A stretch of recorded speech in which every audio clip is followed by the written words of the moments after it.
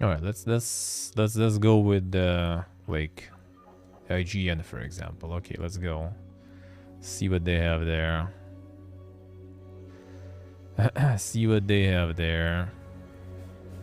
All right, it's an update. We'll get that later. Okay, so yeah, announce the contents of Callisto Protocol's a season pass, revealing that several player death animations are locked behind the additional purchase. Steam page. Yeah, 13 kill animations that have been a prominent feature in the game's marketing and won't be included in the normal version of the game. So like, it's not like, you know, they said, oh, we're making new content, and journalists were like, oh shit, they're limiting death animations. They actually put it as the selling point, that there will be new death animations. They didn't like connect it. So that if anything, they are at fault for having that, you know. The game's Steam page that I probably... Actually, I think Callisto I can... Right? Yeah, Callisto is available for a lot of monies and that no one's gonna buy. Well, I mean, someone probably will. But I'd rather not.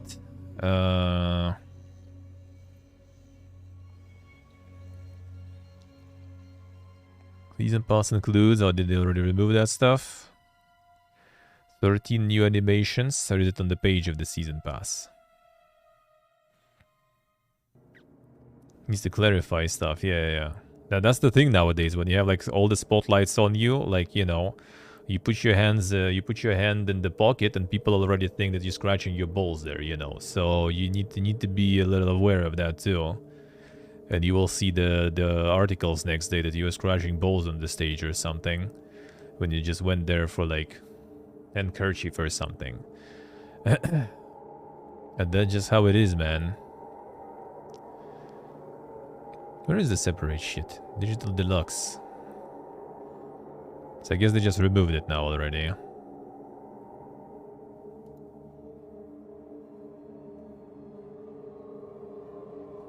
Here they have the receipts here. Contagion bundle. Yeah, Contagion bundle. Okay, there's Contagion bundle. Contagion bundle. Discover ultimate survival horror experience with the new mode, Contagion. Reduced ammo and health draw, so it's not even new content. It's just new mode. Customized difficulty and permadeath. There are no second chances to escape Black Iron Prison or the horrors lurking beneath the surface. Yeah, Contagion bundle also includes 13 new Jacob death animations and the Watchtower skin collection. So it's not new content, it's not new monsters, it's a new mode for the game. With permadeath and stuff. And I guess they decided to add some spice to it, basically. So yeah, I don't think that's exactly... It's exactly the thing. Don't think that was exactly the journalist making too much. So it is actually just animations. I guess like people got tired of like those DLCs that they sell with the, oh, this is like new mode, and it's like permadeath, roguelike, and they're like, oh shit, again, you need to pay 15 bucks for that. So they decided to spice it up. Now the offer is a bit sweeter because you also get the death animations. Which, I mean, in my opinion, that like, kind of whatever. If they would make it clear that, yo guys, this content will be like way later. We're gonna add some new animations. We're gonna add like death skins, they should call it, you know. We're gonna add the new death skins that will customize your death animations. Done. Easy life, man. And they're gonna be obtained through surprise mechanics. And everyone would be happy. Probably. Yeah, some stuff gonna have some new area. Like this one probably, undiscovered area. And then story DLC also, alright. Well, I mean, that's just gonna be a bunch of DLCs you probably can separately buy. Just Season Pass has them all and it's cheaper. And it's also part of the Digital Deluxe Edition. So... you can buy that separately. You maybe can buy all of this separately too.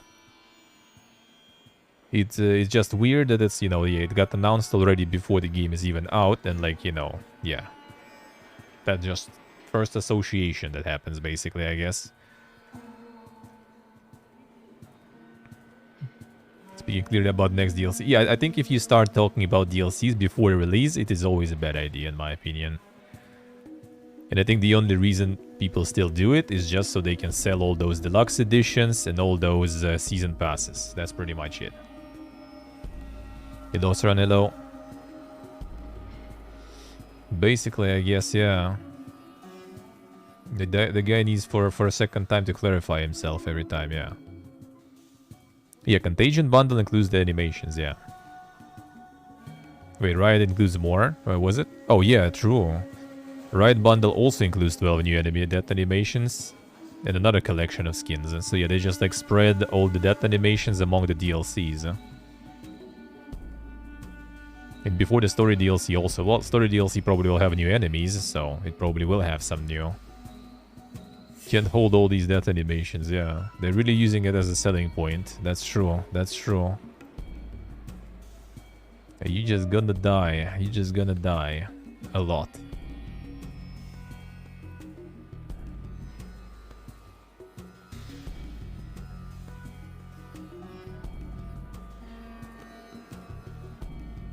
See, I think it's like mostly wording, of course, and the timing. Like whenever you announce something like this, even before the game is out, quite a lot of people will assume it's just content cut, most likely. I mean, it is. What else would it be, Sock? Like this, for example, doesn't do shit. Like it literally new mode. With reduced ammo and health drops, customized difficulty and permadeath. That's like literally the new game mode, the new difficulty they're selling with new animations. So it doesn't say new enemies or something, nothing. It's just new animations and more difficulty and stuff. Like this, at least like previously undiscovered area battled through waves of brutal enemies. Oh, okay. So basically, Season Pass includes skins in single player game. Who give a shit? A bundle that gives you a new mode with permadeath. So like basically like Iron Man mode and stuff that games have, you know, normally kinda, usually, or like with mods. And skins. And you get the Horde mode with skins. And finally you will get one story DLC. That doesn't even have any description. Like this one, like, you know, like the whole paragraph for each. And this is just, well, something new, basically. As a season pass. For season pass, you get like 3 DLCs that are like useless, basically. Unless you want death animations, of course. And only a 4th one will be actually something that you usually pay season pass for. Like, I wonder how much it costs. Well, the difference is probably like 20 bucks, I'd say. Maybe 30, right? Like an hour price. So like how much you pay for this shit even? Is there a separate... I guess there's no even separate... season pass, which I mean it kind of makes sense right now. Like, why would you buy separate season pass now when you can just, you know, buy the game in deluxe edition already?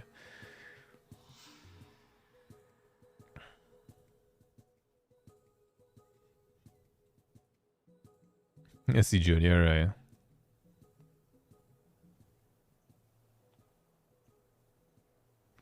Is it weird? I think it wouldn't be that weird. Honestly, like if that would be like announced later, like these deal, like season pass includes these DLCs. What's gonna be in DLCs? New content, done. And then, you know, game is out, and then when DLC is coming, like months later, they would be like, oh, this DLC we are actually gonna add more death animations. And someone who already finished it could be like, oh shit, that's cool, I like those. I can maybe it's time to replay, or like I'm gonna buy this and play new content. But since all that got rolled out even before the game is out, then obviously everyone will be like, yo, bro, what the fuck? Yeah, it's also like very specific with numbers of something that is supposed to come on the late. Yeah, that's also kind of weird, true. Like, why is exactly that many death animations? Like, what's the factor? Like, did you actually like got a meeting and decided like, okay, we're gonna add 12 per DLC, right? Or like, yeah, 13 in one DLC, 12 in another one. Like, the fuck, dude?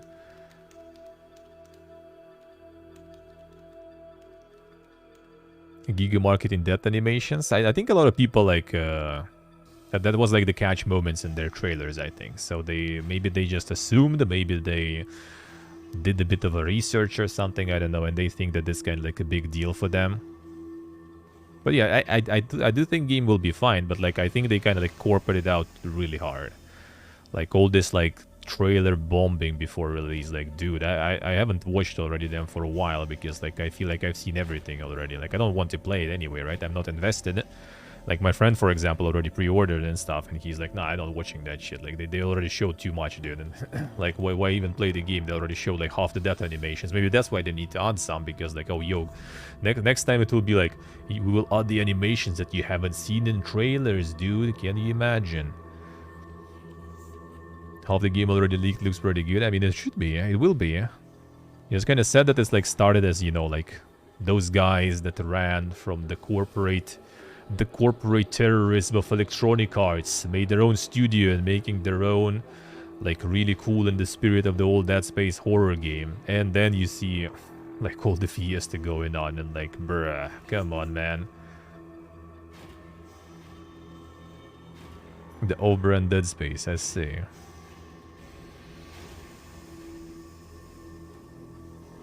Their own legally distinct Dead Space, sorta, yeah.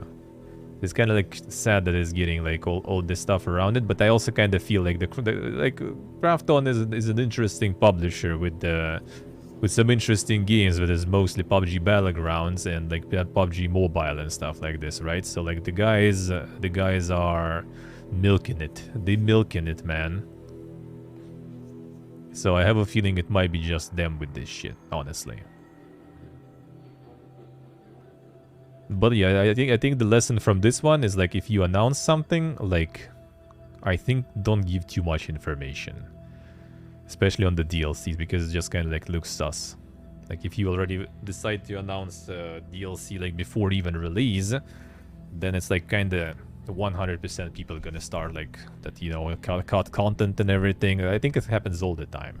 Like this time it just kind of got more loud because of this death animation stuff, because it just kind of like looks more weird. Yeah, like especially like exact numbers of animations and stuff that they already know in advance gonna be in those modes.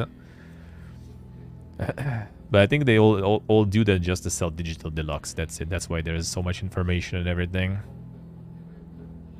I think usually it's just kind of like digital deluxe has season pass. Season pass will contain all the story DLCs done, and like there will be like 2 DLCs planned.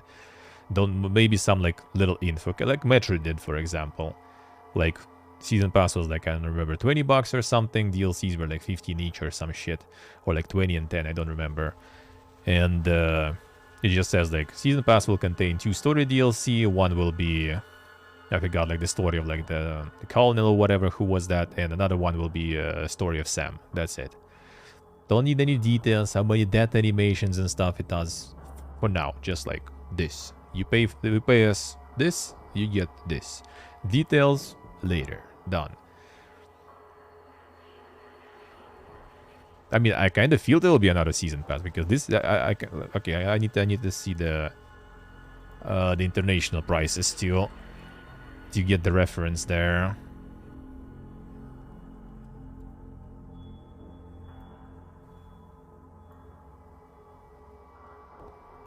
Alright, so we do be having, yeah, look at our prices already. They're not that high up anymore. Totally became rich as fuck here all of a sudden. I missed that part. Yeah, we're more expensive than dollars now. Nice. Amazing. That's how you do things so no one buys that shit. So yeah, $60 then. $60 for the base game now. Protocol Deluxe. Actually, I guess you can probably get it from here somewhere, right? Packages. This is the Protocol Digital Deluxe Edition. This is Day 1 edition also. Wait, what the fuck is that? Who?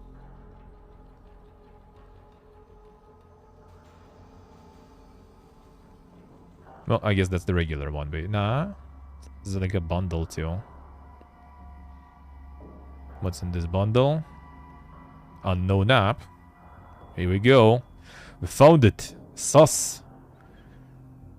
They already prepared something. We don't even know what it is. With no price. Monka S. Something's coming. Prepare your news, man. We're doing journalism. Alright, where is Digital Deluxe? There it is. Digital Deluxe is 80 bucks. So it's 20 bucks. 20 bucks. 20 bucks. Season pass for basically one worthy DLC. So it's 20 bucks DLC, because rest, I mean, I guess it's nice, and I guess some people do care, but like when I see all those like pre-order bonuses and stuff, like some skins, some like weapons, like I don't care, dude. I don't need those.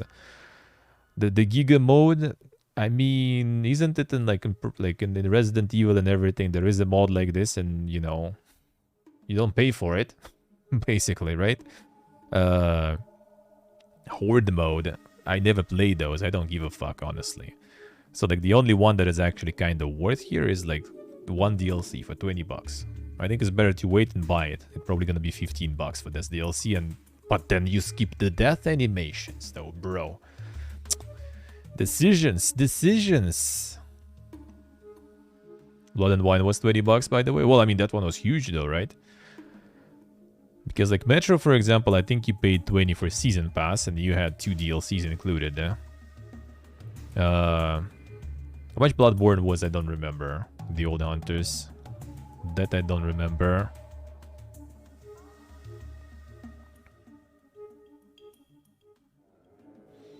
$20 for 30 hours DLC. I mean, maybe this is a huge DLC though, we'll see. But again, like Season Pass, why? I guess pretty much like Season Pass is 20 bucks, right? And DLC will also be 20 bucks. So like you either buy Season Pass and get all this, or you just buy DLC separately. So like, you know, maybe that's... And then they can push the Digital Deluxe to boost the numbers and everything. Maybe. Good boy, we go green baby. All Hunters was 20. Okay, I see. All Hunters was also like 2 DLCs in the price of 1, really, because like they just made 1. And that was not sold. Yeah, it wasn't sold. No, there was no Season Pass also, because there was only 1 DLC. Again, there's also 1 DLC. That's the thing.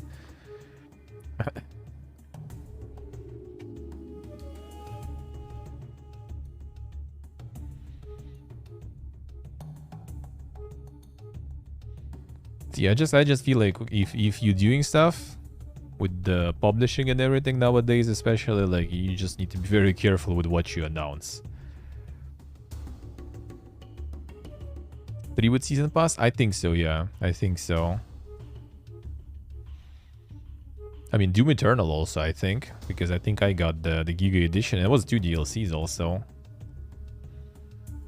Like, I don't mind... Like, the Season Passes, I don't mind when they actually work like they used to be. Like, you buy one thing to have all the DLCs, and you pay less than buying DLCs separately. So it's kind of like bulk offer. Like, you like the game, you want to play DLCs, you just pay once and get all of them whenever they out. I like that concept. That's fine. If we already accepted the DLCs as a whole and everything, which I guess we're kind of forced to do anyway, right? I'm okay with that. Getting the Season Pass that gives you like actual 1 DLC of value, and everything else is just kind of like cosmetic stuff, or the modes that are usually kind of in the game already. That just kind of looks weird. Like, they really shouldn't even like announce any of that, to be honest. Because like, in my opinion, like new mode, new difficulty, like new difficulty DLC, bro, why?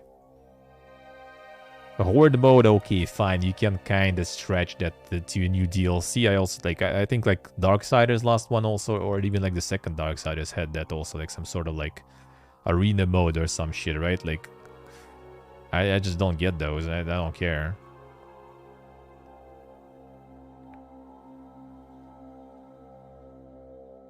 Yes, Panda, I see. That was you with the arena, yeah. Release grounded difficulty later from a game launch. Well, I mean, when it comes later as an update, that's fine in my opinion. When it's a DLC, I'm not sure. I'm kind of weird for me, to be honest. If it would be part, again, even if part of Digital Deluxe, I'm not sure. That's just kind of like, you know, a lot of these things, they're kind of like pushing the boundary. What is fine for DLC, what is not fine.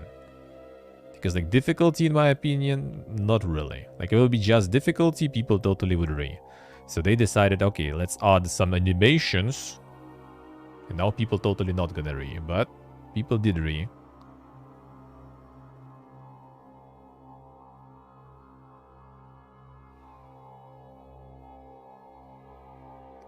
Yeah, sell 30 minutes DLCs for $10 each, exactly. Yeah, it's kind of like trying to monetize everything. Which again, in my opinion, just like a bad wording. Oh, it was actually $5 for the extra difficulty. Oof. Alright. That's why like mostly nowadays I just play the main game and never touch DLCs, to be honest. Quite a lot of them also, like, I think the Outer Worlds DLCs I wanted to play and they were super fucking expensive, so I never got around to it. But looking at the reviews, I'm kinda not really that sad, I guess, that I didn't. Because the reviews are still kinda not that good, I feel.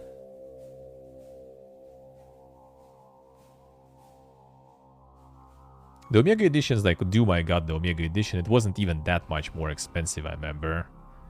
And with all the... Or was it the regular edition I just got Season Pass later? I still haven't even played those DLCs, but I'm not even mad.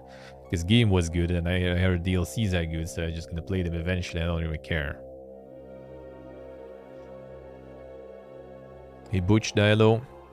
The Anno Season Pass is also decent. The thing with Anno is... that's the part about Season Passes lately, modern Season Passes I don't like, is that they sell like multiple. So it's not you bought one Season Pass and you have all the DLCs. No, you have Season Pass 1, 2, 3, and like every year there's a new Season Pass. Like, bro. But I mean, they also pump a lot of content, I guess, and that, you know, needs to be paid for. So it's more like a question how much they should cost then, I think. Like, it's not too bad to get, I guess, more DLCs to buy, as long as the price is good. And the problem about it later becomes the fact that someone who wants just to pick up the game and they see like how much they need to buy on top of it, it's just kind of overwhelming. So they either need to like make some sort of Game of the Year edition to include all the previous packs in, and then it's going to be discounted a lot and people also going to be mad probably. Dead or Alive Season Pass? Well, Dead or Alive is a special case in general, in terms of prices and stuff. I see, Johnny, I see. Difficulties mostly changing values and not allowing respawn. Yeah, just gonna make people pay for it. True. But you're just gonna pay for changing the value.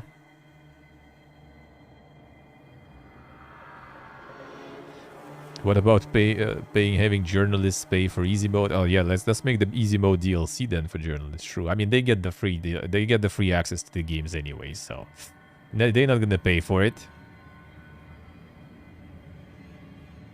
Yeah, so that is also very annoying.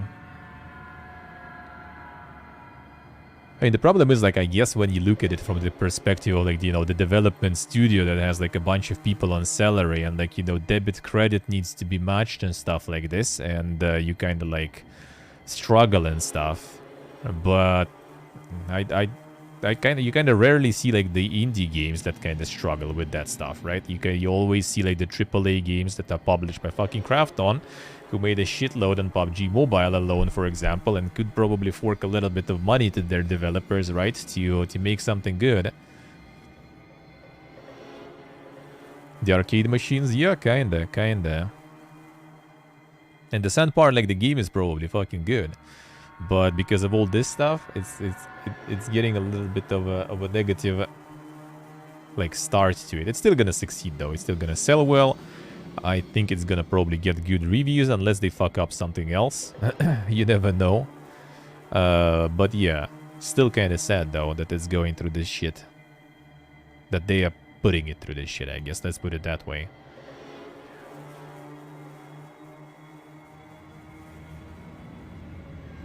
Pay money to restore stamina in the mobile game. Yeah, that we already have basically, yeah. You want to, like, You can play, but you don't have any progress with that play. You want to have progress, you pay to restore stamina, I guess, yeah. The Paradox DLCs, they are not complex. They're pretty simple and fast forward, but there are a lot. Like, I want, like, casually to get into, like, yeah, Europa Universalis, let's say. I even have it because they gave it for free. It's like a gateway drug, you know. They give you the first dose for free, pretty much. And then you're like, oh shit, that was nice for free. How about I get the rest of the stuff? I'm ready. I like the content. I'm ready to try the rest. And you go in and there's like 38 here, and there's like, oh bro, what the fuck? And you already pay like a couple of Callisto Protocols for everything together, you know, on sale. Or you can sub for a month, for example. You can pay like price of another game and get half a year of Paradox. Did you see? Yeah, I agree. I'm like, I notice I play AAA games less and less. Like, not because it's like, you know, my personal kind of dislike protest or something. Just kind of like, tends to be like uninteresting a bit. Good luck trying to find what is relevant in that list. Yeah, but at least it's plain and like forward basically, right? Like you see like your DLC, you pay that, you get this. You don't need like charts, like what includes who and stuff like this. Well, you need charts to understand which DLCs, yeah, maybe some of them kind of lethal, which usually kind of thanks to reviews actually kind of helps too. Because you can at least say like something, yeah, oh yeah, this one seems like a fucking garbage then probably. Maybe not because it's a bad DLC, but because things just don't work. Like imagine 4,700 reviews, mostly negative, like overwhelmingly negative. Wait, what the fuck is this even? I do have it even, there's a pack of some. Oh, it was on Humble Bundle, right? I think someone gifted me the Humble Bundle with that. Overwhelmingly negative, 10% positive.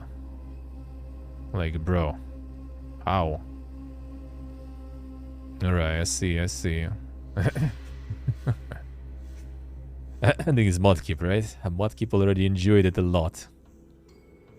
Absolute bullcrap, and they continue to charge full price for this DLC after such a launch.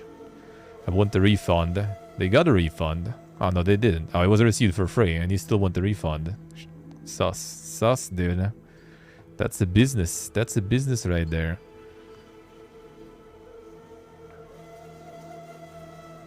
Psychological horror. New system with this DLC and with the patch. It's not working right now. Concentrate the system. Do not waste your money. Not if I knew it before. Alright.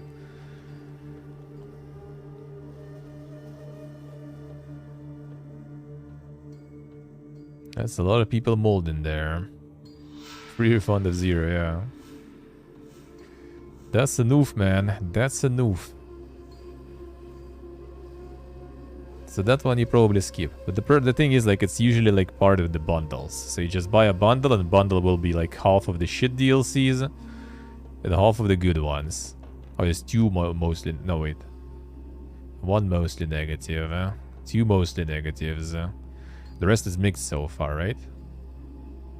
That's the ones I had. So like mixed, mostly negative. More mixed. More mixed, more. The Common Sense got mixed reviews. True. Okay, that's one that is mostly positive. Yeah, more mixed, more, mostly negative again. Content pack. Even that is mixed too. Mostly negative too.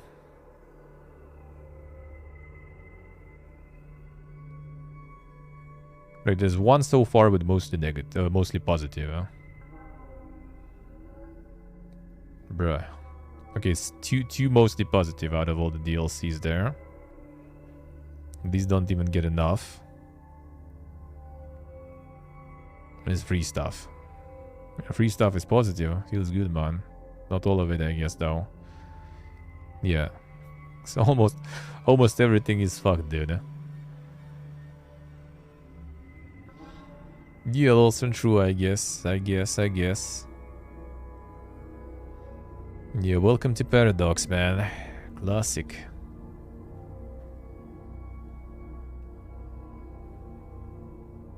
And this seems a strategy games. Well, that's the paradox way. Always, always. Only the main DLCs, I see. You're right. So I'm kind of like not really probably interested in getting anything. Not to mention getting anything right now is pain in the ass from here. But let's see. What do you suggest? Graven. Mortal Shell. I think that was for free, right? I already have it, I think. Somewhere. Oh, it's epic, I guess. And Graven still mixed. Did they get more content since then? Autumn sale. Hotfix that was in November, apparently. Hotfix to who? Third content update for Halloween. I see. Okay, so they did something. They did something since then. That's, yeah, very positive recent. Alright, so 69%. They still working. They still working at least. That's good. That's good.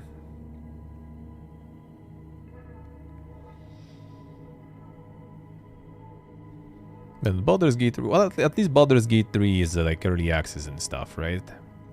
Maybe that's actually kind of like a nice way to alleviate like the expectations. It's always positive, right? Like from the very beginning.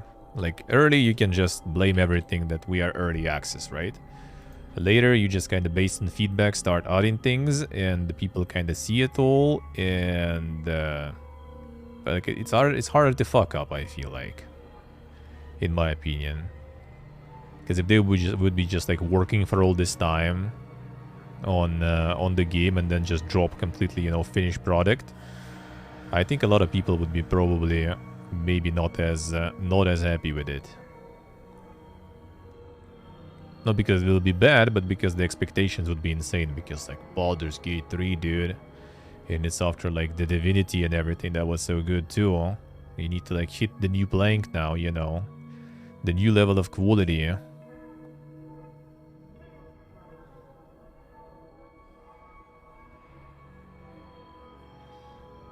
And these are on sale.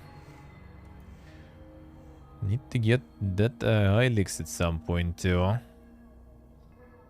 It's just painful to get that stuff here, but I will try. Gosh, Boogylix, welcome back to the dungeon. Thank you, sir. Thank you, man. Thank you, thank you. Can't wait. I mean, soon. And this is the Dankness incarnate. I will need to play that. Maybe I'll get it. I have to find the good ways to actually buy stuff. And we can play it. That's gonna be dank, man. And the first one too. And the Surreal RPG. And what else? Anything we're witnessing that is interesting to see, yeah?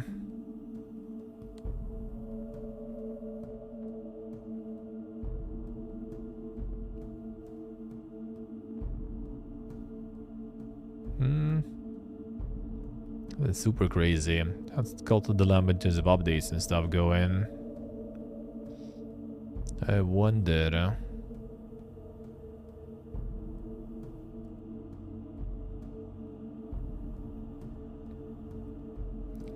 Patching. Bunch of patching.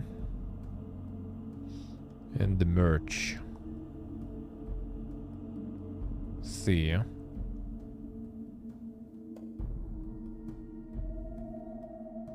Oh, but you should check the integrity of the game files, probably.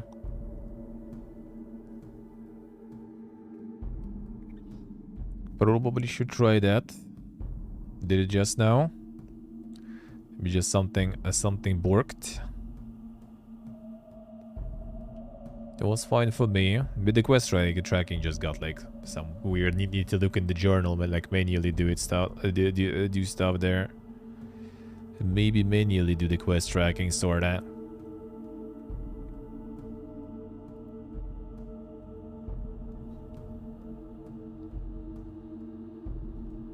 Alright, what else do we have? Starting is called to one day.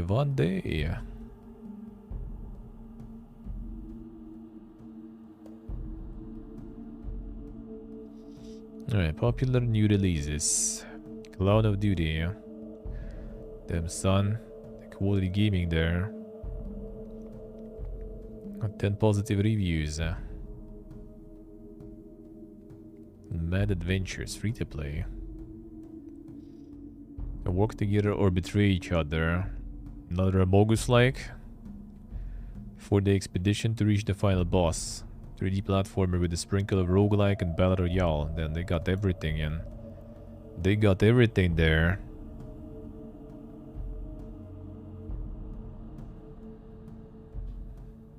Yeah, maybe you can just like track the quests you need and that's it. Rope and Seek. Okay, this one is actually like the OG basically. It's even so OG and good that it's twice in my list there. Crysis Remastered. Crysis 2 and 3 still.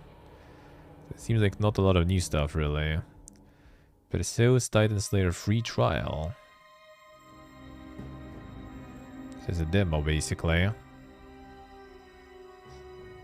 Perseus action RPG seems like, alright. Oh, this Perseus. Well, ARPG seems like, sorta. It's either, yeah, well, I mean, you even see like the HP and mana bars, like good old times, so you know what it is. You know what it is.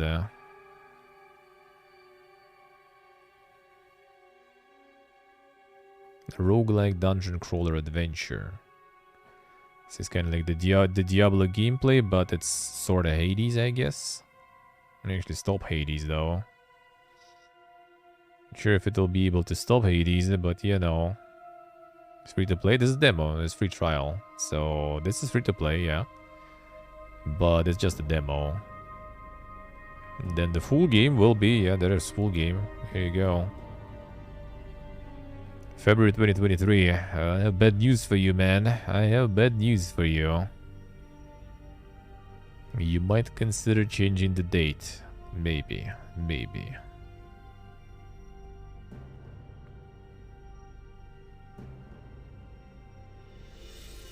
Jabroni Brawl still also back. Okay, this is like basically like nothing new really. MMO. Summoners of War even. Action RPG set in the Summoners of War universe. The fuck, new MMO.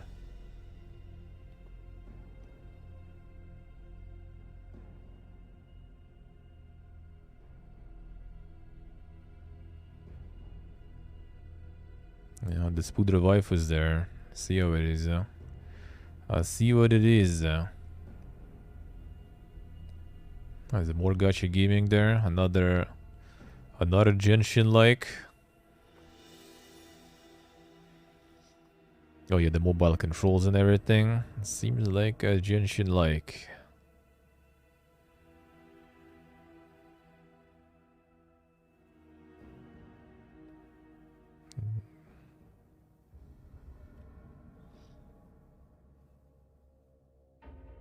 Yeah, let's see. Perfect response to those who are fed up with the Genshin Impact. Damn son. Gacha MMO gives you a decent amount of free stuff at the start at least. Damn son. That's already enough nowadays. Very free to play friendly.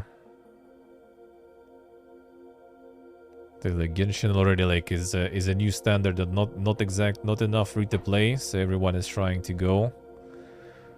And just bait everyone with a nice cheaper start.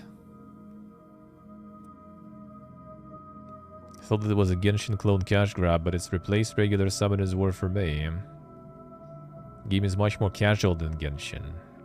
Doesn't ask the player for a whole lot. Damn son. It's like the Genshin Pro gamers. Any Genshin Pro gamers? Is it hardcore now?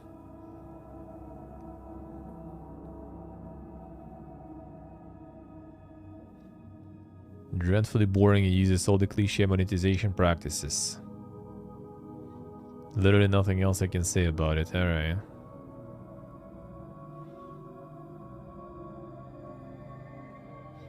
Try this, you get so much more bonuses, yeah.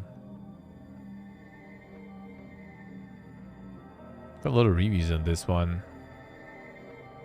Yeah, I feel like right now, like, these games are riding the wave of, like, you know, people who didn't get in Genshin early and trying to just find the next, you know, the next big thing to dump the money into. And yeah, they just kind of bait them with, like, more free shit, cheaper prices. Come in, come in.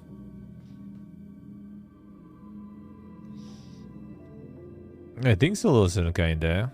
I don't know about anything else there. Now they got cars there, though. So there's gonna be like the gacha inside your gacha, I guess. I'm not sure how cars gonna work, though. So you can, you know, waste money when you waste money. Easy life.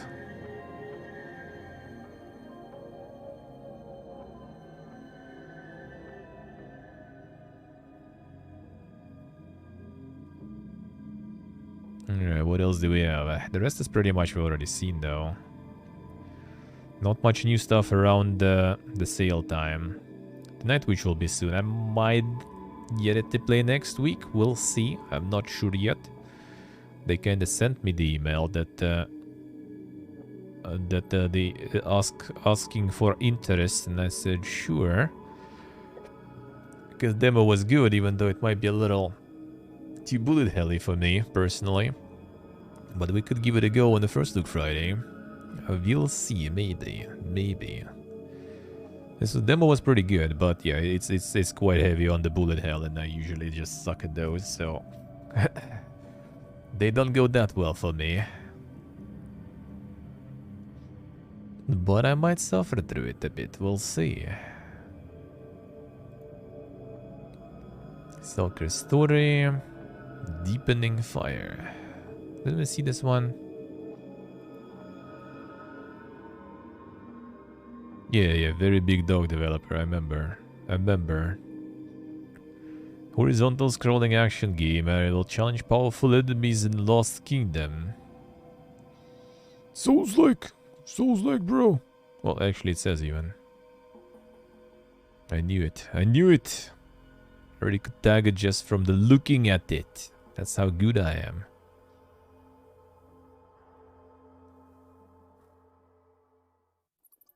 The very big dog, eh? Hey, Mark, hello.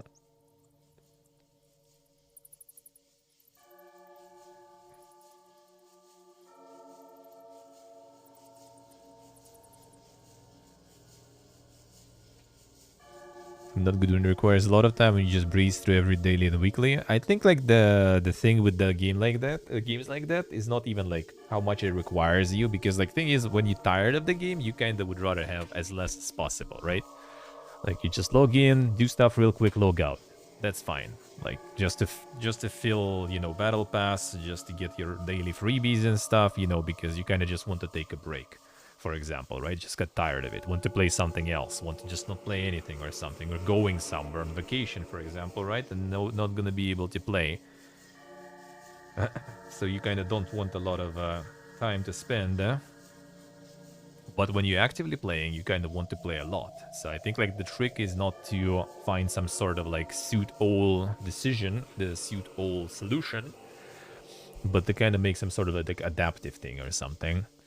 Maybe some sort of like cumulative stuff. So for example, like if you don't gather and don't play for like a week, you can like next week you can do all those dailies and weeklies or like something like this to some extent, obviously, so it's not abusable.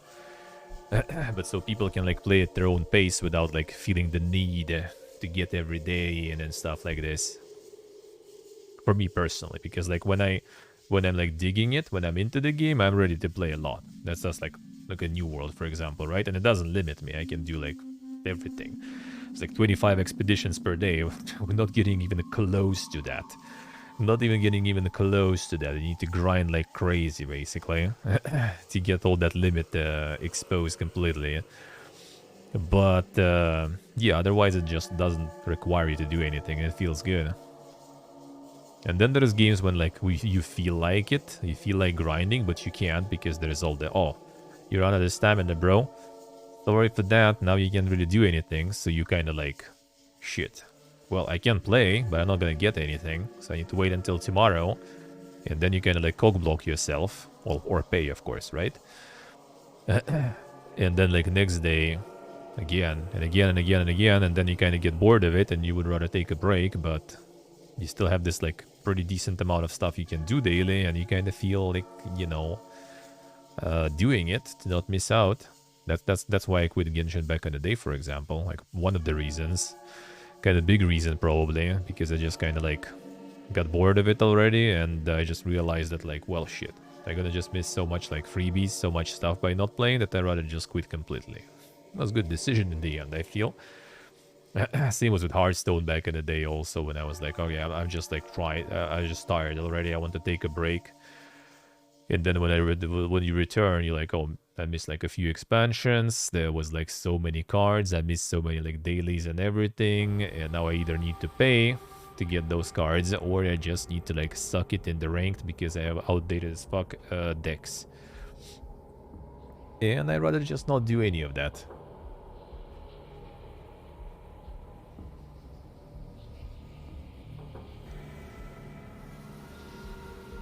Still play when you don't feel like it. Well, that's why I'm saying it's better to have some sort of cumulative thingy going on, so you can just like take a break, for example, without losing your shit, without losing all those like dailies, all the stamina and stuff like this, at least for some time. So you can take a break and then return and play it again, play it more.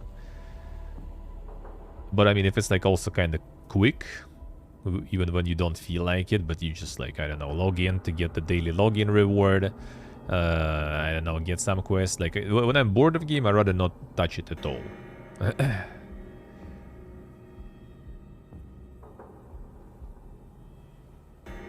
No, I'm not gonna, Johnny. I mean, that's what already happened. But it's also like personal stuff, right?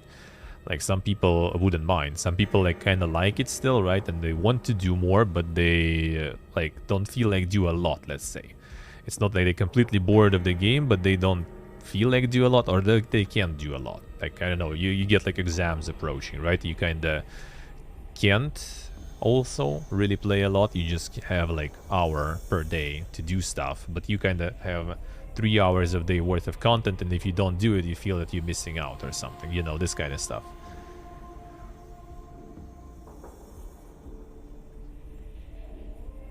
Then another game drops, well, and then you regret and feel bad no matter what. No matter amount of content, you're gonna feel bad if you missed the opportunities.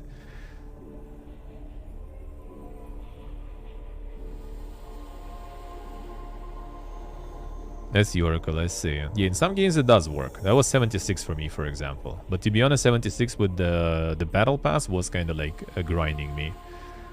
As in like the right amount you also need to find.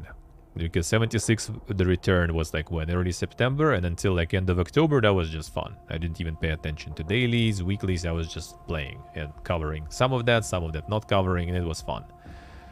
But then I kind of started getting bored, and then I realized that there's still some ways to go with the Battle Pass, and that's when I started already switching to weeklies and dailies and trying to min-max just to fill the Battle Pass, because I already like that was kind of close.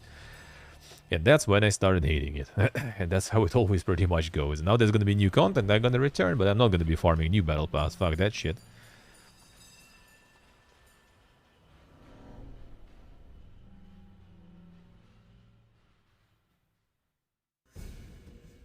And you're on the verge of quitting. In which way? You mean it doesn't stop you from quitting, or how does that work? I mean, I'm just saying that it should be balanced. Like, you can't get the suit-all decision. Like, if someone tired of the game and or doesn't have time to play the game, then a lot of content will just push them away that you need to do daily. Because like when you enjoy the game, you're just ready to, like, all those limits and stuff, they just like too small when you enjoy playing the game, and they too much when you're already kind of getting bored of it. And that's how they kind of also push you out of the game too, because you just like do it just because you kind of need to fill the fucking battle pass or something, and you just kind of get in. What do I need to do today? This shit, bro, you know. So I think it's kind of nice to have it more dynamic. Like, I think it's nicer to have it on the smaller part. So like someone who's grinding, they're gonna be done with stuff fast and then grind something else. But they should have an opportunity to grind something else. Like I think opportunity like that always should be, and it shouldn't be cog blocked by the stamina. Like when I play and I enjoy gaming, I want to play a lot. I don't want to see like, oh shit, stamina. Well, fuck, let's go play something else. Like I want to play now and here. I don't want your fucking stamina. I don't want to pay for that shit too. How about I play now a lot, and then when I don't want to play, you can like get all that stamina from the days I don't play, like take it. I don't care about it.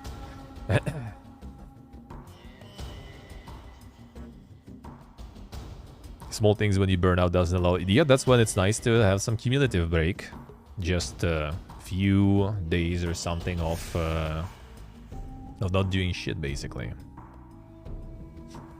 New world system with crafting good stuff you can craft. Let's see. That doesn't really like bother me too much, because I just like do a lot of stuff. If you focus on something, then I can see it being annoying, yeah.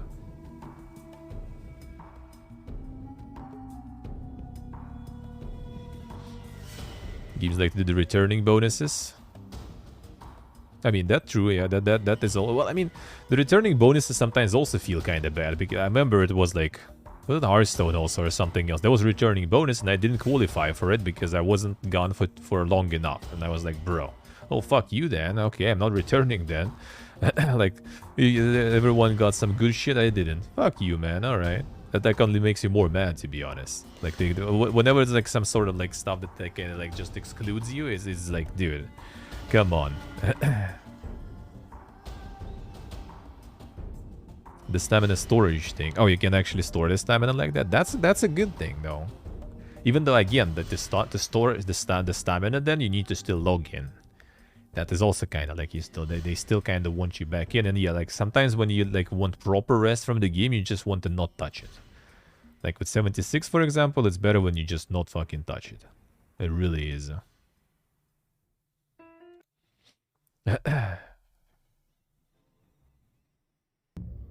Jump King in Terraria ZSC. Wait, what? The fuck? What would I? Why would I?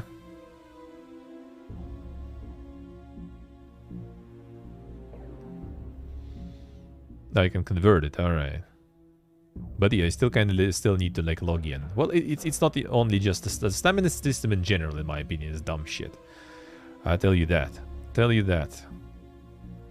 I can see why they do it though, but I think it literally just like not appeals. It's like it's just targeting some particular type of people. I feel like all that stamina system, as in like people who will be easy to be convinced to spend money to get that stamina. Because like I never pay for that shit. Like I just can't like even like stretch my mind into that. Like it will be, I don't know, if I would become like some professional streamer of some like gacha game somehow, and that would be like my content pretty much, like playing it and progressing through it, right, and being kind of like at the top, at the tip of the progress, then yeah, maybe I will be like forking, because it's just an investment in content pretty much, right? Just like spending money on that shit just to like progress faster and be ahead of the curve, and have like audience that watches, you know, me because I have like some crazy character or some shit, right? That I could justify, because it's kind of like investment to make more money out of it. But as a normal player, fuck no, I ain't buying for that shit. Riot Games has one of not best free-to-play games. Riot Games can afford this luxury. Riot Games have so many people playing that they can monetize it very aggressively and still get money. A lot of other companies can't afford that, because they're not gonna make enough money just with skins, for example, or something. Some would. Genshin probably would. But Genshin already kinda, you know, they tasted blood. They know how much they can make with that shit, so fuck no, they ain't limiting themselves.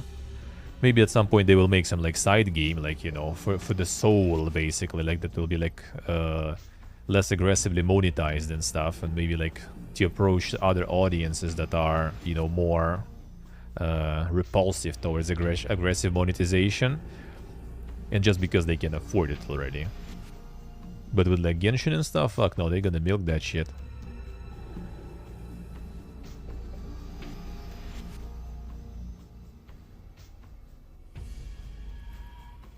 You don't want to play a lot, RNG gets in the way, I guess, kinda.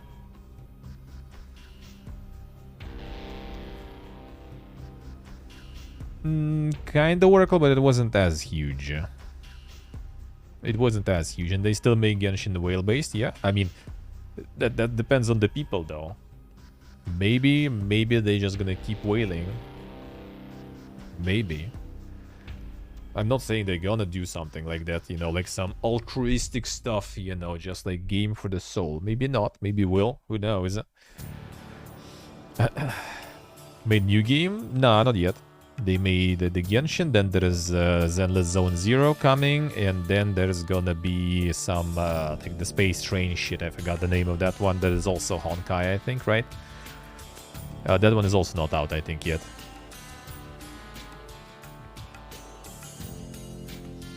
Yeah, I don't think it's out yet. I'm not sure, actually, but I don't think so.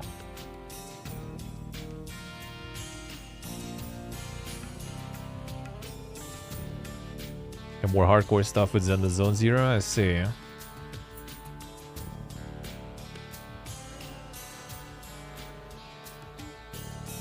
The Star Rail, okay. Yeah, we'll see, we'll see. We will see what they're gonna do with that.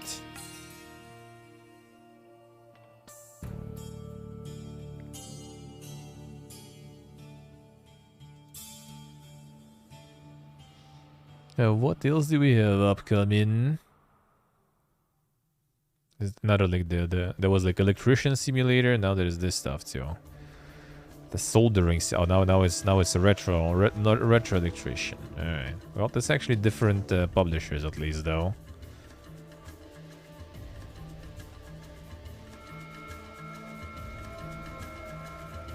Invent, build a solder code and customize your own electrifying gadgets, and then share them with the world, eh? That at least kind of sounds better than all those simulators endlessly.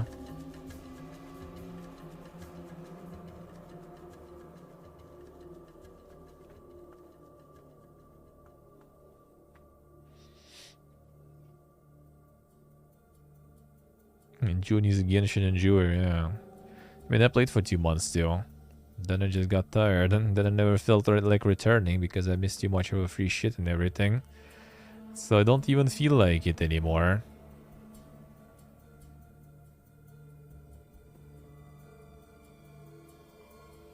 Don't even feel like it. Oh, this one is out. Or actually, no, it's 30th of November. Nice, that's an interesting one potentially. Soccer Story saw last time. Like story game with the balls. Hellseed. Okay, some horror.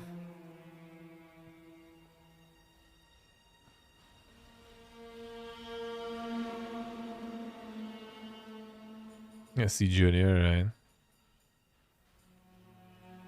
The Sudden Enjoyer. A 1-bit Metroidvania. Oh, that I think we were talking about before already, right? The 1-bit stuff. Or is it another one with 1-bit coming through? I think that's the one, actually. I've seen that one long ago, I feel. I remember the discussions about the 1-bit part.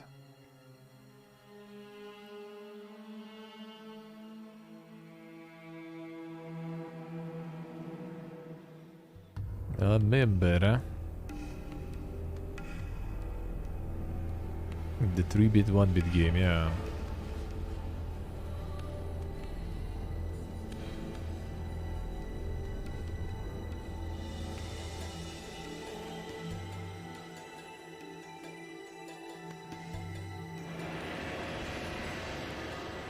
Vi kan nog till börja där. Metroidvania.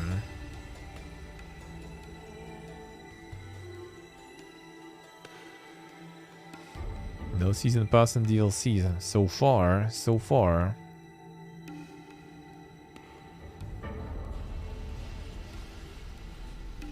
With the small red Amogus, damn son. One and only. One and only. Yeah, this is potentially some new big shit. From the mind of Steve Gwynso-Fick. Fangs is a 4v4 ever-evolving MOBA. Focuses on hero-specific strategies. Each skill shot is the difference between a glory and defeat. Customize your playstyle by unlocking and alternating hero-specific augments. Let your choices spark victory. It's kind of like MOBA with no lanes and mobbing and everything. You just PvP-ness. So kind of like, what was the name? Bloodline Champions or whatever was it? Know how Ballarat well? Yeah, it could be. It could be big hit or miss. Either gonna strike it big or it's not gonna. Is Ballarat dead though?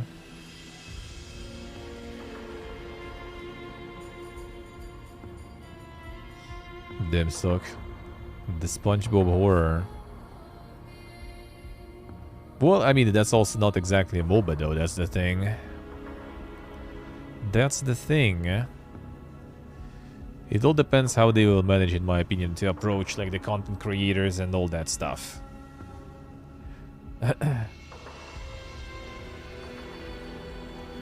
Like if they will manage to get enough hype for this one, it might go somewhere, but not sure. Seems like it's probably like kind of self-published stuff here. I don't think they have the funds for the dang content creators, so it's gonna be like everyone playing it for some time and then everyone's just piecing out probably. Like I said, if people will start streaming it and everything, then a bunch of people will join because, you know, that's where the content is and that's where the viewers are. And then as soon as it's over, everyone's just gonna piece the fuck out probably. Yeah, Dota was Ice Frog, yeah. Yeah, but yeah, this guy is apparently was involved. Well, I mean, the Gwynso wasn't, isn't it the Gwynso Rage Blade, or was a different item in League? So he was involved in League at least, that's for sure. But about being involved in Dota, not sure though. But that I'm not sure what he was doing with Dota. Could be something with the original, not sure.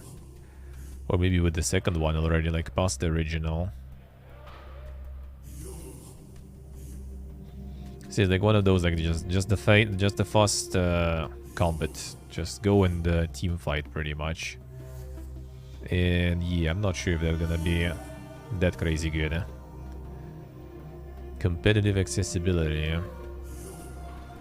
Because yeah, the thing is, if you don't have like the competitive team, basically, you're probably gonna be not very happy with this one.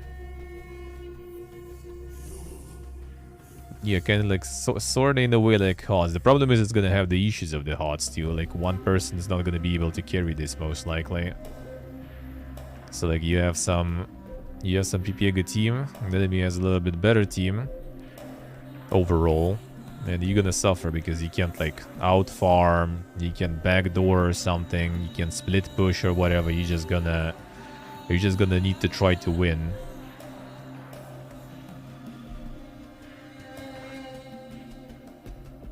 Seizure this. See, I only know the item in League. I think is after his. That's how I recognize. Other than that, yeah, I have no idea. I have no idea.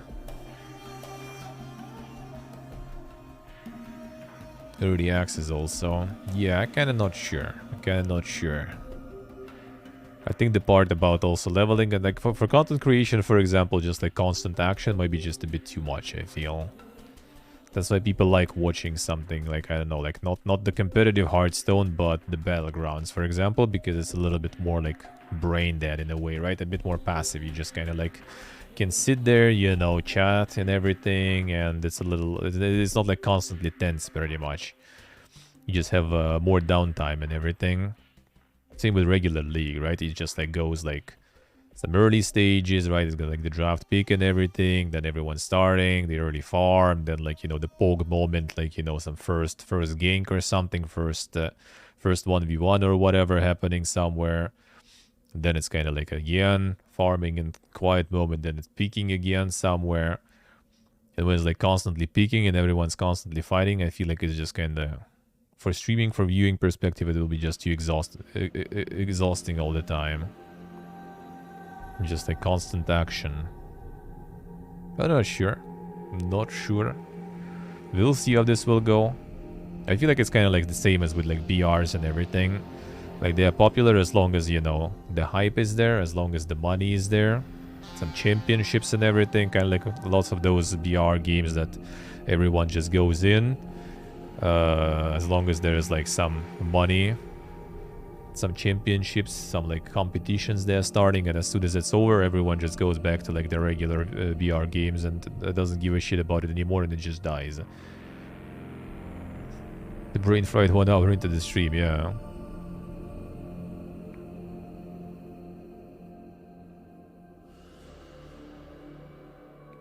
So we'll see, we'll see. And games like that already died before too, which is also a bad sign. Which actually, 1 second. How's that going? Oh yeah, Smite got the Fields Dankman skin now. The RuneScape collaboration in Smite. What a time to be alive, man.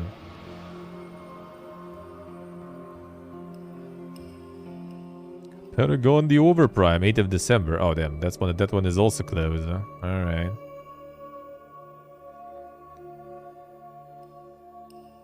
We'll see how this will go. This one also gonna get some. So like all the content starred people gonna have some food soon, I guess. I'm gonna get some Paragon to kill a few days.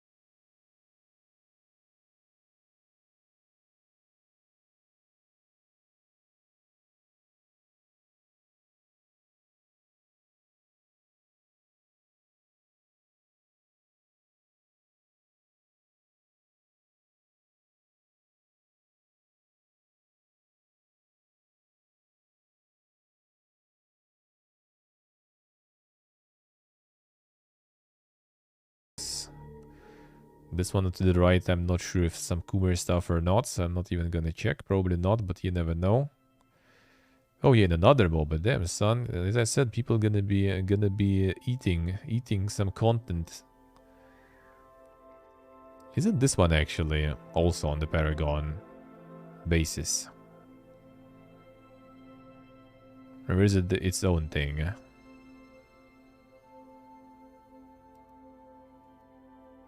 Currently in development. Doesn't mention anything about it, I guess.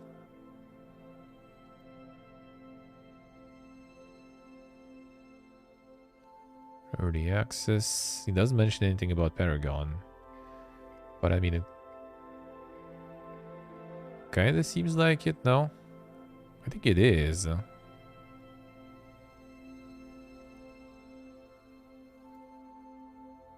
So literally gonna be like, with 1 week difference, we're gonna be getting 2 Paragons, seems like. I guess even logo kinda is somewhat similar. It's like in next a week. Well, next 10 days, I guess, let's say. A bit more. Well, with next week in the week starting with 30th of November, we're gonna get 3 MOBAs released now. 2 of them are pretty much the same. Two of them are pretty much the same. That's gonna be interesting, alright. And all of them in early access too. And two of them based on the same game. Yeah, I think it is. I think Lyric even played this one. I think Omeda Studios also got a bunch of got some investment into. Was it NetEase or someone even? Let me see. I remember something. Meta Studios. Let's see.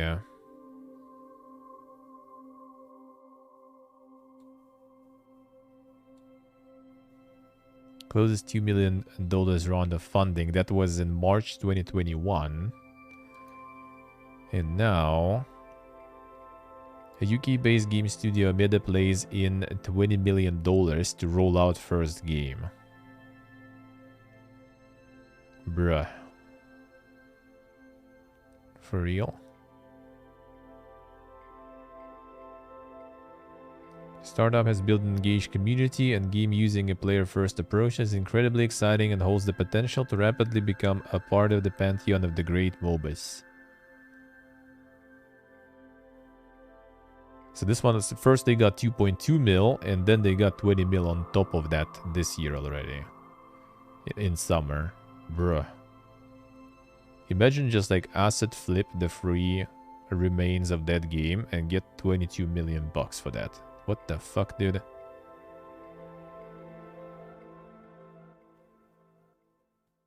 Oh, there was another one also. Okay. So these guys farmed 22 million for remaking Paragon, basically. Oof, I wonder how mad the investors will be. We'll see, I guess. Maybe they're gonna get some of that back, but yeah, I'm not sure, especially since they both come like 1 week apart from each other. And another one published by Netmarble. Netmarble is on its own, I think. Actually, let me see. That one was Overprime. Let's see. I think Overprime also like got some stonkies there too. No, actually, go back. Go back. Overprime.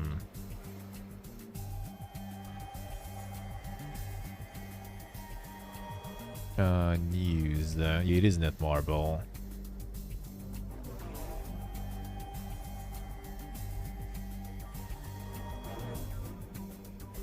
Well, it's basically just Netmarble themselves, just bringing it back. So yeah, they didn't get any external, I guess, monies, but you know, it's Netmarble. They are not poor themselves. But at least they're doing it with their own money, seems like. And yeah, these guys just got 22 fucking mil for this. Holy shit, man. They didn't even like add much on top of regular Paragon. I think I wish Lyric. I think it was Lyric playing it, and I wish Lyric playing Paragon back in the day. I didn't see that crazy much of a difference, to be honest. There. 22 bill for that. Insane, dude. I guess we'll see. That's gonna be interesting to observe. So from like 30th of November, right? Yeah, until the 7th or 8th was it? That's gonna be a fiesta. You know, this one you might not even kind of count, I guess. So like 1 week apart. Let's see. Farming them crashes every 30 minutes. Seems good. Numerous pixel art strategy games set medieval world of wizardry and now in the supernatural universe start building towers using your magic deck of cards. Cards. My favorite.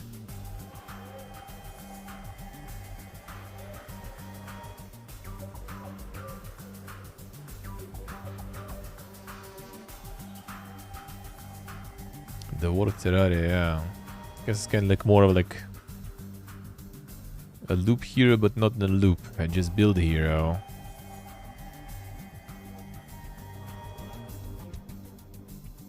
And December 1st.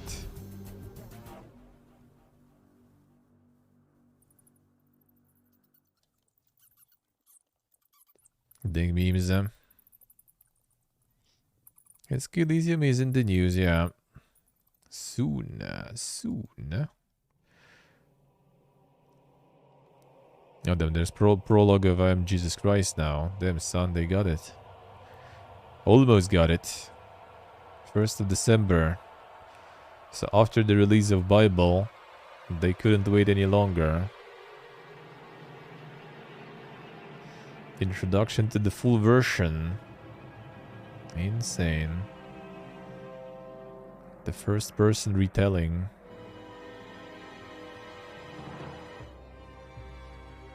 Insane.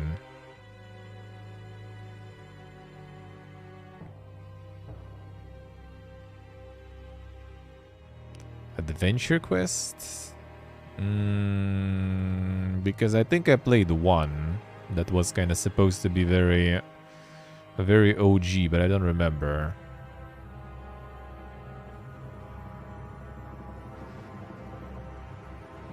If this one on Friday, we'll see. Oh, it's Playway actually too. Damn, son. We'll see. I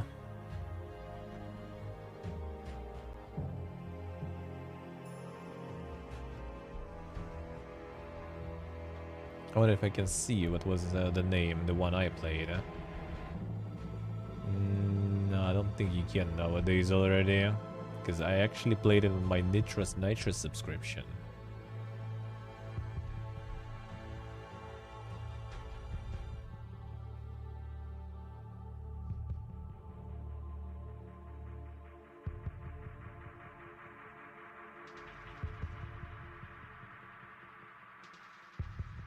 Oh, he was?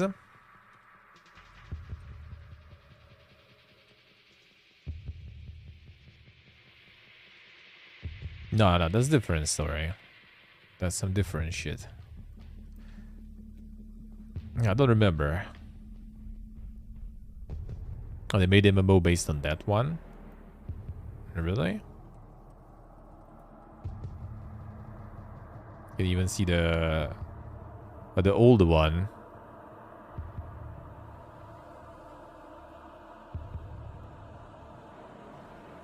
Let me see. Let me get the name of that one probably.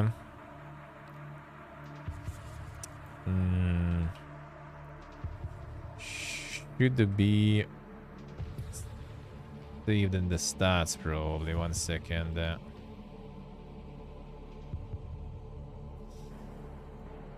This, let's try. That was 2018 probably. You're trying Dream Quest. Yeah, I mean, I need to see what I played, not the pick. Games. Let's see.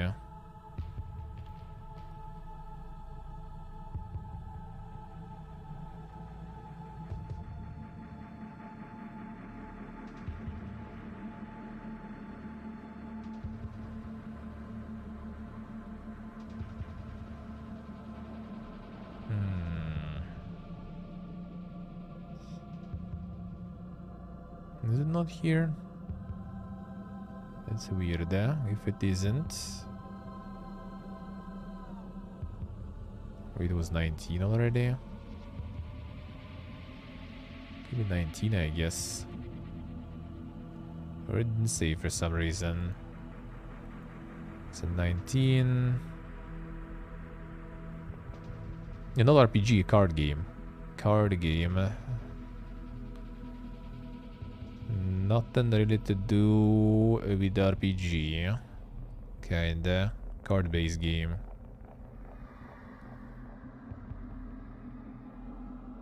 No, it should be 18, I think. Or...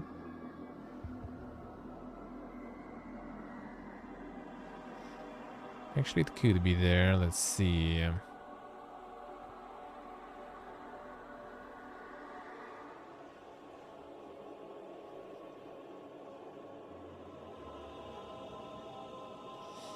Zero, I see. Announced games at DreamHack? Nah, not really. Usually not. Was it this one actually? Wait, Dream Quest.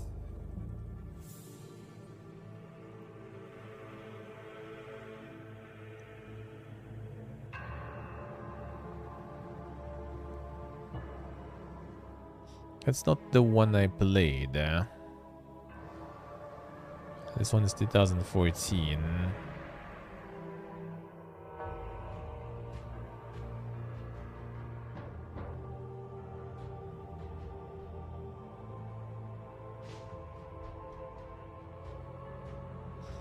Which one was that one though? I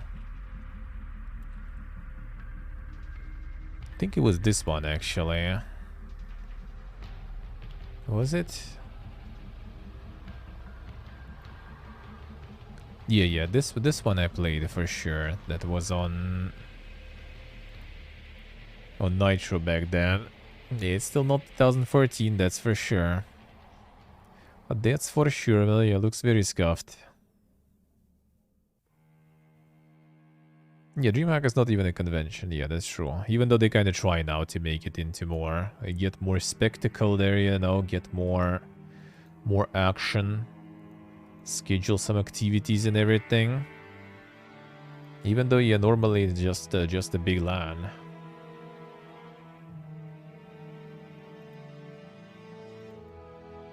And then they got like the venue with some. It's like a LAN with competitions and stuff like esports shit. And now they're getting more stuff there. See, Judy, I see. Yeah, Mark, yeah. Yeah, I mean, it was always, like, for a while already. When I went there, there was already concerts and stuff, too. But it's mostly kind of like LAN and esports. It was. They had some booths of some games there, though, yeah, for sure. But seems like now they're kind of pushing for more. First of all, they spread out across the world like crazy, like everywhere. There's gonna be like DreamHack Japan next year, even. So they spread out across the world, and now, yeah, now they're getting all the like activities there. So before streamers were just going there, you know, just to hang out. Now it's kind of like you go there for the whole program. So there is like the schedules, like I saw Triza, I think, posted on Twitter, like literally schedule, like which day and which time, where he gonna be and everything. Like, bro, alright. That's quite a lot of activities nowadays there, I see. Yeah, Black Friday sale. Let's see what Epic has.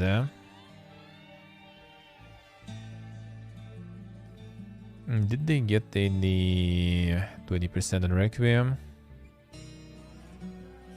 A log into Fortnite for free shit. Insane. Did they get any coupons? Seems like no coupons. Well, no coupons, no buy, bro. Nope.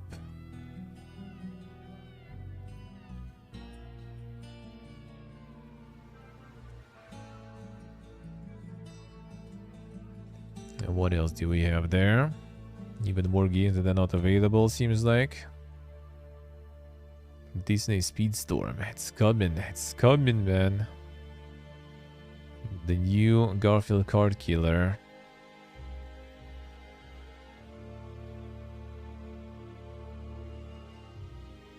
It seems like Goat Sim also went quite well for them.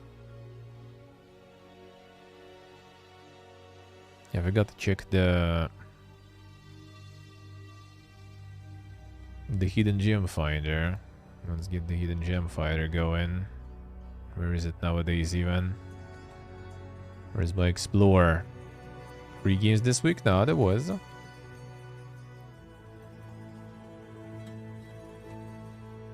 Oh, December 1st, alright. Well, for this week was Star Wars Squadron. Yeah, it's not available here, so no free games for us. No free games for us. Alright. Where was it?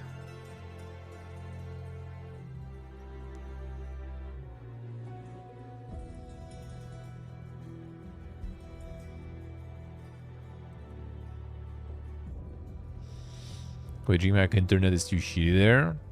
I have no idea. I went with my IRL stream with the mobile bandwidth, and it was running fucking perfect. Like better than I ever had in the IRL stream environment. So I'm not sure. I think it goes pretty good there. Like literally at our Airbnb, it was way worse on Wi-Fi and everything from the home connection and from the phone on its own than DreamHack right on the venue. So I think it was kind of good. There's the discovery shit. I forgot how it was the 5-head way to get there. Was it this one? Discovery queue. Yeah, there it is. Crisis Remastered. Very positive. Not totally better than the first Crisis, at least. Yeah, this one we saw before. The Gladiator Simulator. Evil West. How's Evil West reviews going, actually? Mostly positive, alright. Quite solid. It's not on Game Pass, I think, right? So let's go and wait for a while. Gladiator. Organs, please. Very positive, huh? Very positive, even. Management sim where you take control of a recycling factory with a twist that recycles humans. Jobs to decide who gets to escape our dying planet in a cozy spaceship and who sacrifices their blood, sweat, and tears for humanity. Literally. That sounds kind of alrighty, maybe. We'll see. Early access. I think I saw that one on the Keymailer, actually. Maybe I should try. We'll see. We'll see.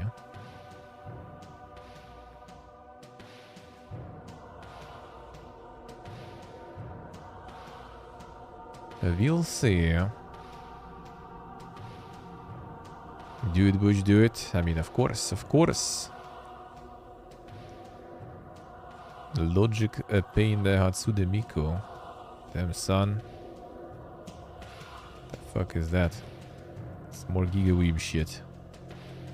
Because you played Stardew Valley. That looks very similar to Stardew, bro. Very similar. And Dwarf Romantic also very close to this. Tell you that. I candid. Monochrome Mobius. A JRPG from veteran studio Aqua Plus. 20 years of the multimedia Utaware Rumona series. The story of a man who will be sung about in legends. Well, the reviews already being sung there, that's for sure. Why though? Includes tags you filtered out visual novel. Are you showing to me, Gaben, then? Recurring bug. Okay, I see.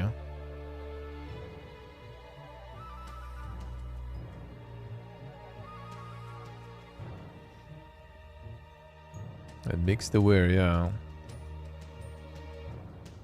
Issue text is completely missing from your game. Okay. Okay, with having Japanese VAs, it's my second language. Ah, yes. Needed to point that out. I'm fluent Japanese, by the way. Tipping.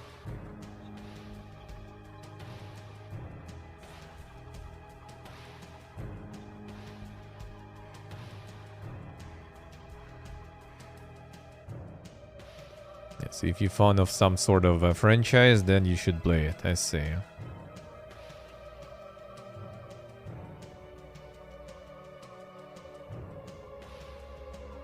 Quick review from 5 hours of play, I see. Not worth to spend $50-60. Lucky to get it for $12 in Kazakhstan. Fellow Kazakhstan enjoyers, all gonna be there soon. 1000 JPG in terms of moving through them. Okay, 30 seconds of gameplay cutscene. Dialogue skip does not stop voice acting till new line arriving. Emptiness, It feels clunky, no VSync.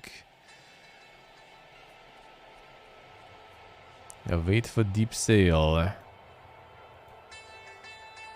Recommend to play through original VN. I see, okay.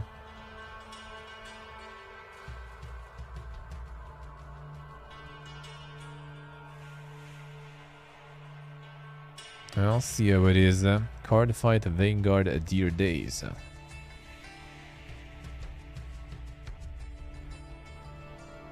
The World of Overdress. What the fuck? Play solo casually. I can do the PvP-ness here too, I see. Trading card game. Alright. Fuck is that? Similar to 100% orange juice. I mean, in a way, I guess. In a way, I guess.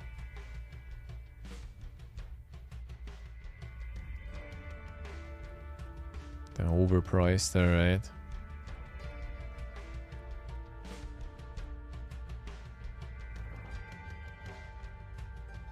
Interesting, alright.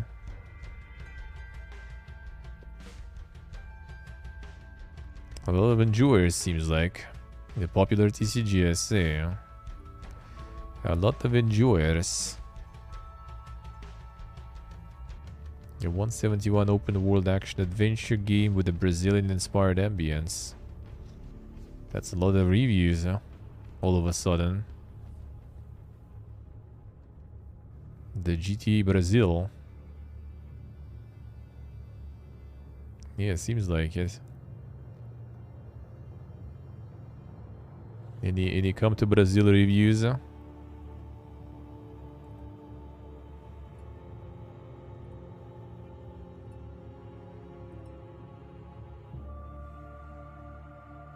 Bought the game and refunded it, alright.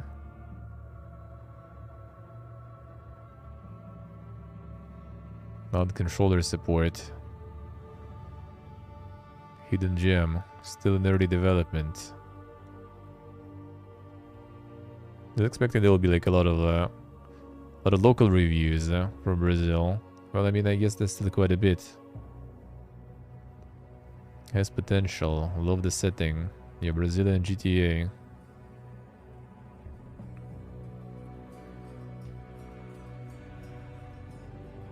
Developers are literally scamming. The fuck?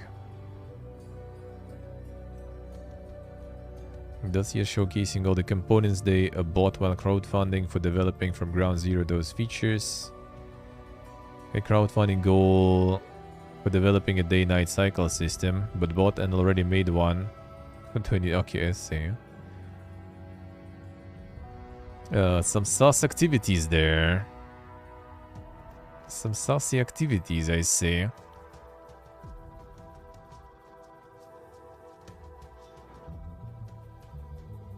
Yeah, but hello. How we doing? A little bit of saucy activities. And no one in a review would come to Brazil. Damn, son. I'm disappointed. That's why I was trying to find. I guess it's still a bit of a niche meme, I guess. Hello, Kirks, hello. This game? What's happening? No, nothing happening. I'm just checking reviews.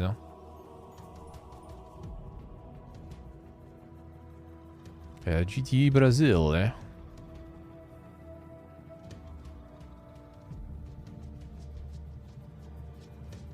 Think is that Sociama? Think so. Well, I mean, there is some sauce activities, so you never know. You never know. You never know. Better Games Group. Really make much more stuff there.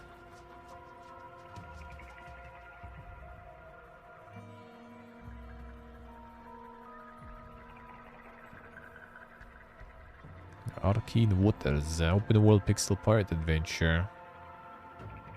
Mostly positive, eh? This one saw last time, I think, right? That's kind of alrighty.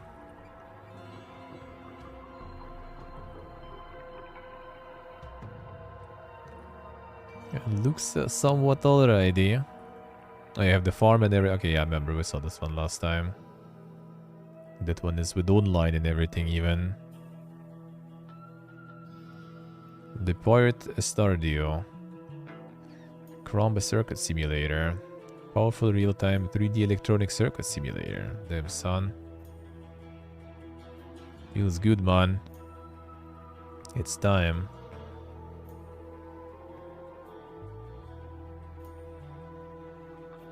Time to build something dank.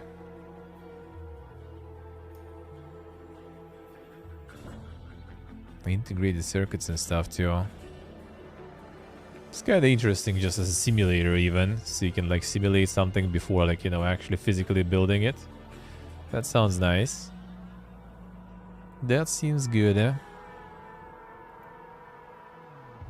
Alright, let's see the GOG. The Yibin sale with no coupons is not that enticing anyway. And let's get to the news part. Disco Elysium for $3. We said Disco Elysium was for 10. Can we get for 3 on GOG? And let's just switch the prices again, but it probably did actually, yeah. It seemed like it did somehow. I don't know why though. Not sure what exactly. Necromunda is good, yeah. Necromunda is good.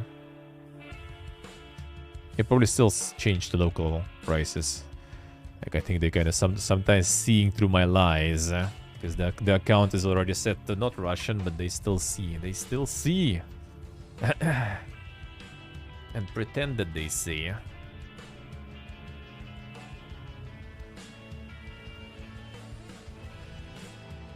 What else do we have?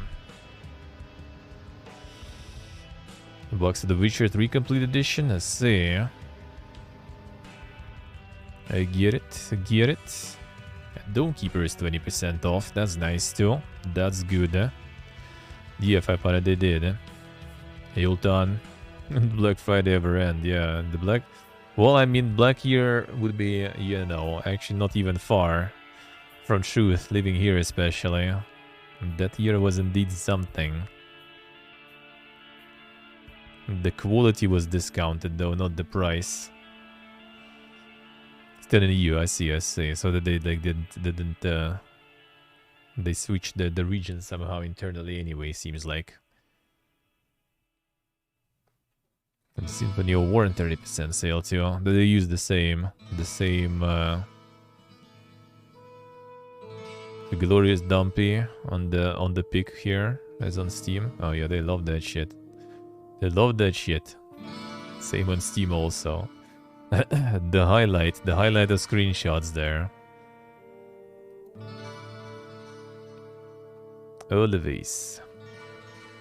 Move Legacy of Cain, did they? Should be. I think should be.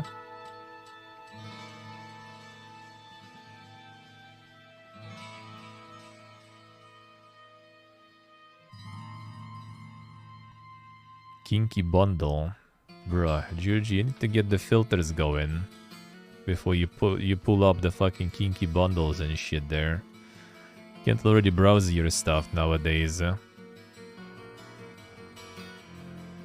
So I guess GOG just kind of like got a taste of that Coomer money, and now they're going ham. They're gonna be just selling old games, and then they're gonna be selling Coomer games. That's our niche now. Let's go. Age of Wonders on sale. Everyone getting the Age of Wonders after sets review, I guess.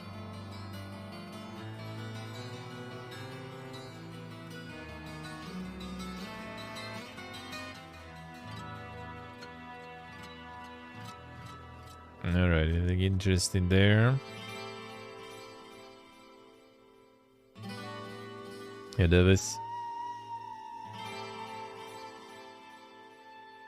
The Moonshine Ink. I'll see. The good Coomer games, yeah. It's time for the rename. Time for the rename. Alright, let's get to the actual stuff. One moment, I'm gonna go to the bathroom when we start.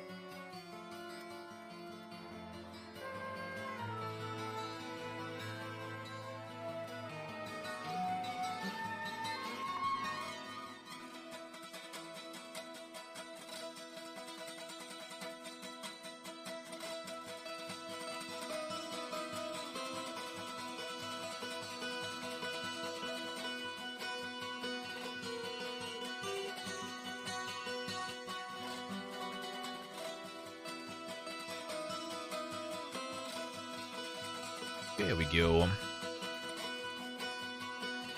How's Diablo soundtrack so good, man? So good, Alright, let's go on. Let's go. Yeah, there is not much at all this week.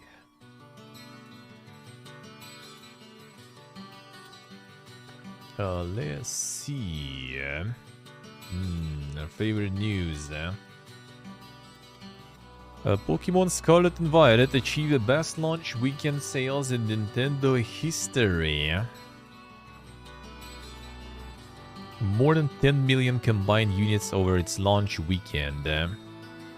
One weekend. 10 million units, dude. Top 15 best-selling Nintendo Switch titles of all time.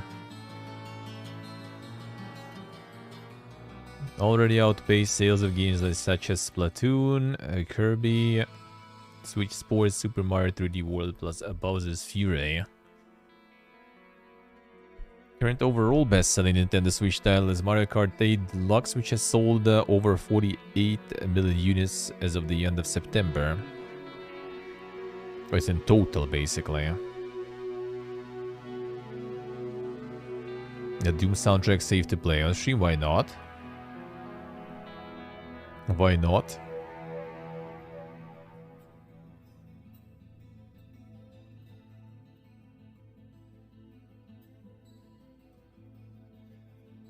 Damn, hello, feels bad, man. Feels bad.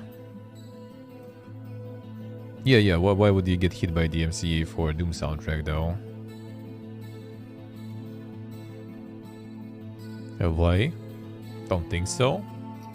Think it's fine.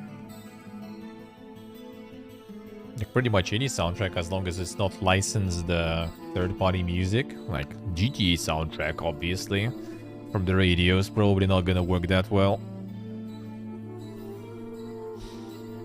5 million God of... Yeah, God of War got 5 million copies in the same time. Like, bro, they're all both exclusive to one platform. I mean, you never know. You can get some. Actually, speaking of... Can I check? One moment. I was doing highlights. I plan to get to YouTube, so people watching VODs can get it in a better way. Because YouTube player is 10 times better as always. I saw there was like there's one VOD that had some muted moment. That could be some show I was watching though. Can't see it now though anymore. Where was it? I think it should be probably one of expiring ones. Oh yeah, wait a second, maybe here. Oh yeah, there's one. Okay, let's see. Fast broadcast. There is a muted bit there. And that bit is... Oh, that's interesting, actually. That bit is... that bit is one of the demos that I played, actually. Huh. One moment. Audio for portions of this video. This is the... What was the name of this game?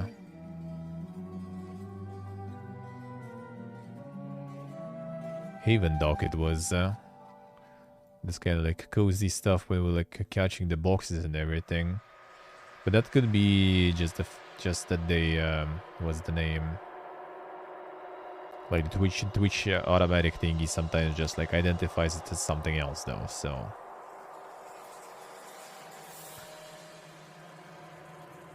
No, I think no one out of the devs usually cares much. That's why a lot of the content creators use some of the soundtracks for their music and everything. Copyright claims manager is empty. I can't see that. So there was like a way to see like the VODs, why things were muted, but I can't right now. So I'm not sure what it identified, but they probably judging that it's like very... like indie, a little game. I guess they just maybe use something from like from the what's the name, like the free music and everything, and some of it maybe is getting identified by Twitch and stuff, but it wasn't DMC claim, it was just muted. Alberta strikes were for licensed music. Yeah, no, not for soundtracks usually. Like a lot of electronic like EDM and everything, they usually don't really care too much for copyright claims. And like the game soundtracks also usually kind of don't really care about that too much. Like I had zero. Never had any DMC issues. Even though I'm also kind of like trying to be very safe with that stuff. Using the Twitch soundtrack and everything for the random music that I take. So yeah, that was... that was most of the time fine.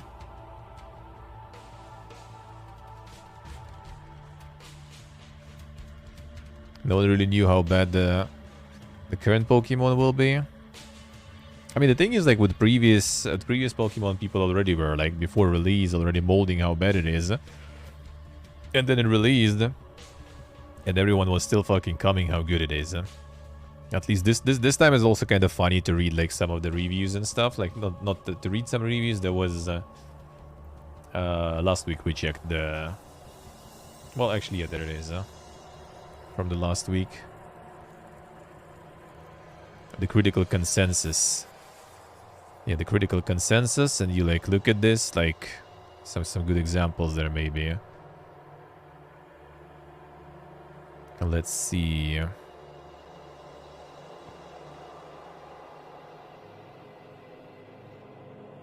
There's some good examples there. Yeah, the character models move like they came out of paper animation booklet, flipped in slow motion rather than AAA game in 2022, 7 out of 10. Camera occasionally flips and knock or angle during battle, like criticism, everything bad, and then like, well, you know, 8. Or like 9. Like, dude, come on, dude. Why? It's not even funny, man. It's not even funny.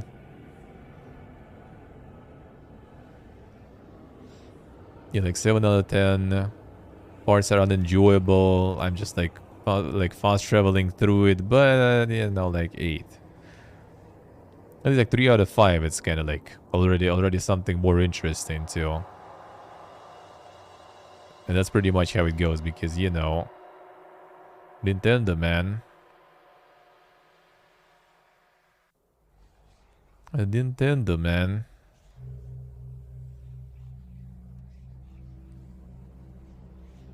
I mean, so 7 is like really solid, I would say. Not like normally, let's look at it. Like 7 should be like really good. Like we basically, like if you kind of convert it, like we have like this in school, we have the one, like we have 5 basically, right? 1 that doesn't even like happen ever. Like 2 is bad. 3 is like not good. Let's put it that way. 4 is good, 5 is great. That's basically how it goes. So you just like multiply by 2 and get like some in the middle grades as 7. And 7 is kind of like not exactly like maybe like super good, but you know, it's already close to good.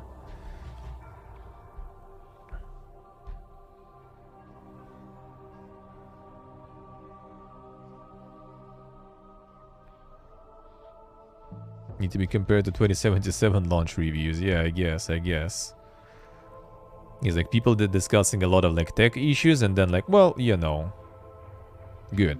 A lot of good ideas there. Which there probably was, but you know.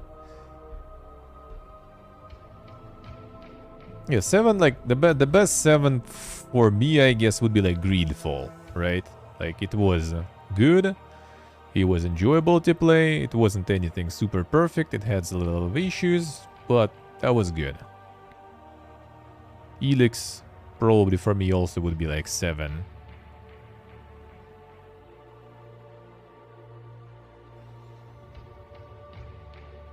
Is that the booba video? The fuck is this sock? I ain't clicking that shit. Literal booba there. It's not how you describe the video that you link on stream, that's for sure.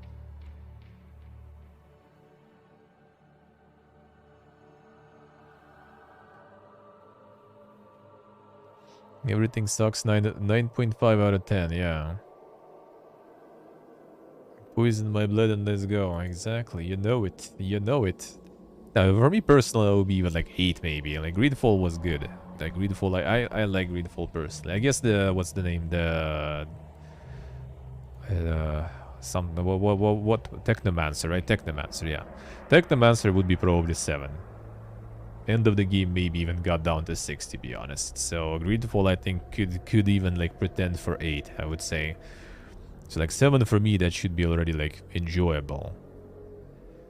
If something is buggy as fuck, well, I guess I have kind of like a little bit lower standards on performance and bugs sometimes because yeah, I played through all our shitty copies that we were buying from the tents on the market, you know, back in the day. So I kind of like on the outdated trash PCs, and so I kind of got used to it a bit.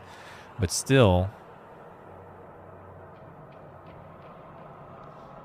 Alright, let's see. There's some of the new stuff arriving. Oh yeah, that I can't even see. Well, at least I can see the video because they'll sell that on our territory. That's why I couldn't even get the key for it, actually. Yeah, if the Pokemon game gets 7, that's a sign the shit is fucked completely, probably. That is probably a sign. But it still sold 10 fucking mil, dude. One got a war or something.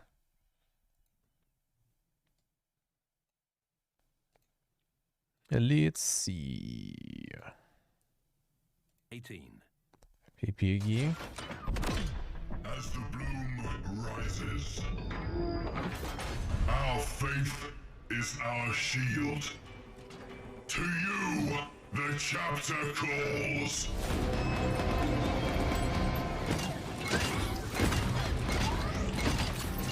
Rise, my brother!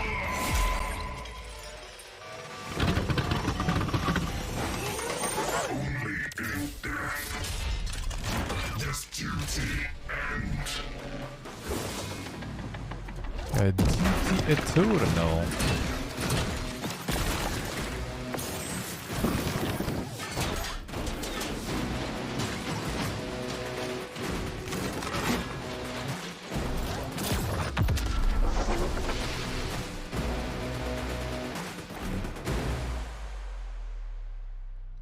Wouldn't mind playing, but I didn't drop this one out here, sadly.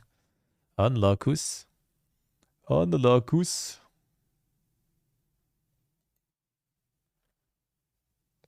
Never lucky baby rage. Alright, what else do we have there? Let's see. Well, I'm in this mode. Who'd that be? A bit quieter.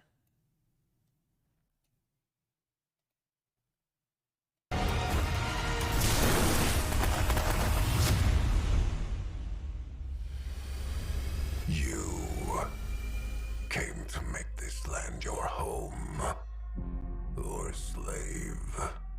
sowing crops that don't belong in this soil.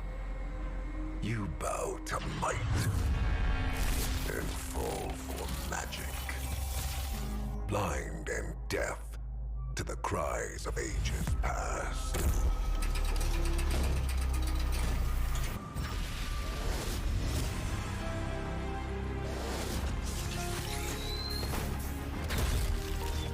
Tearing apart what's left of your kind. Until you no longer know right from wrong. A dialogue system.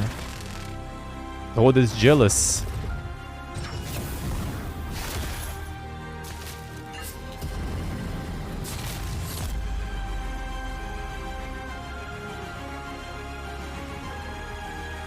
Darkness devours your souls.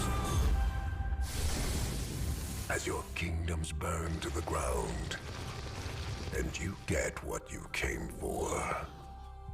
Unless you become one of us. It looks kind of interesting. Potentially. Potentially.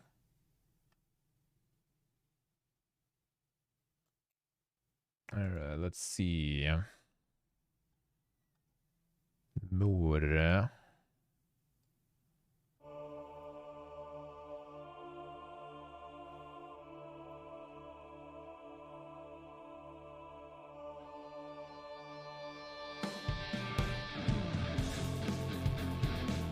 Yeah, that doesn't really fit the process, I would say, though. The Roman zombies, man.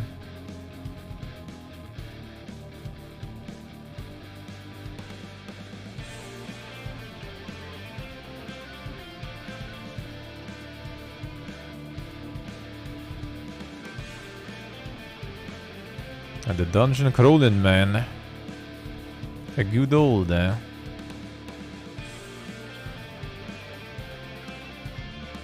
typical dungeon crawler music, yeah.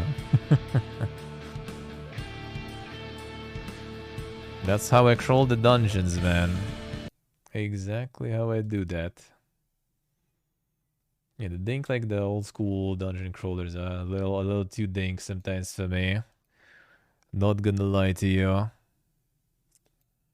No, we're getting even dinker now, I guess. Actually.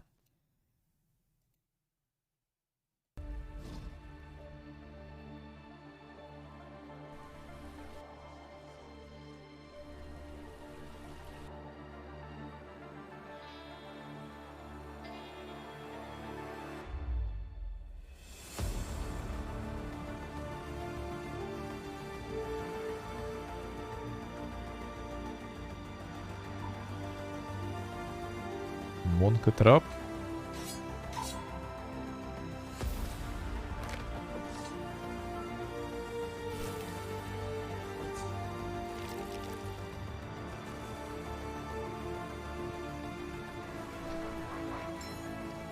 And the chain dog, Here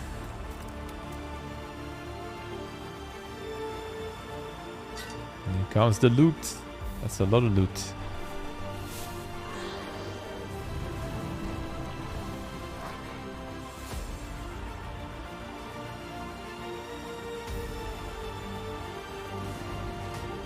Oh yeah, like the system with like talking.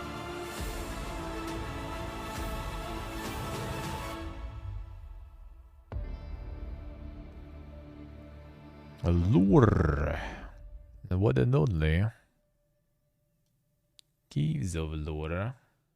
Yeah. Oh, this one, this one, this one, this one.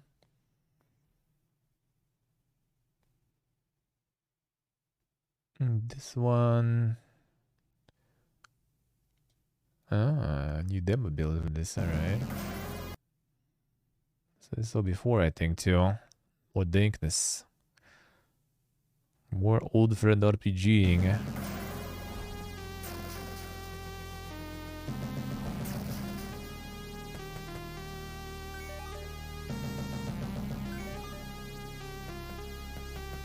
There's some time traveler from like early 90s. I'm gonna get confused with all this. Raw Fury actually is a publisher. Interesting. All right. Not bad. The Ultima style, yeah. Islands of the Caliph.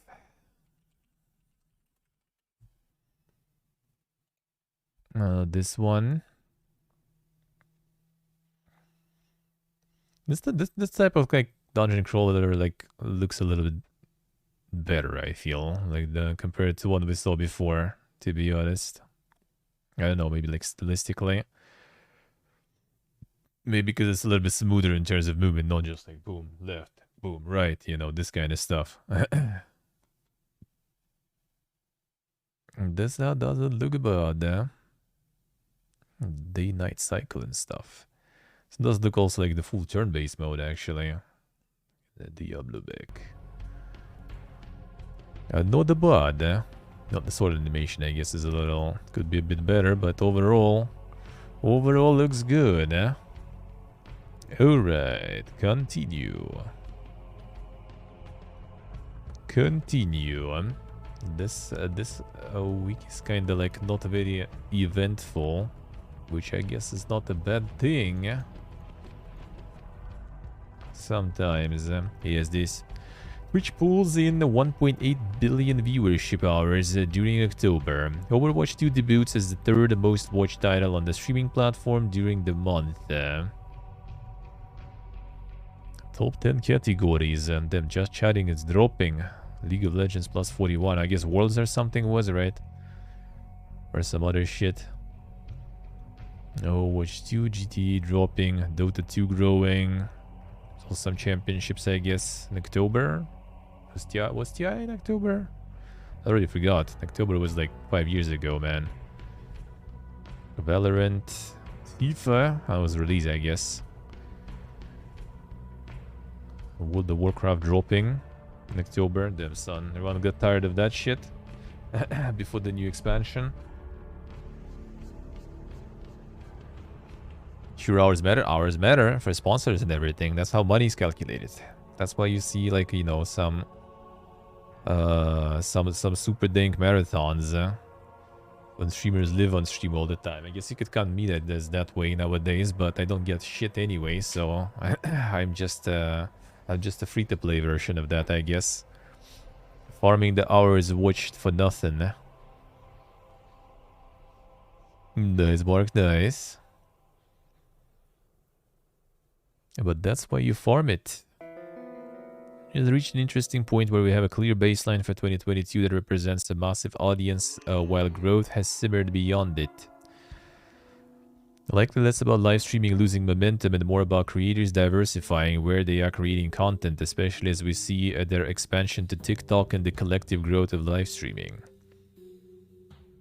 Sponsors aren't aware of muted drop streams. I mean, the sponsors were like getting jubated by the embed viewerships, you know.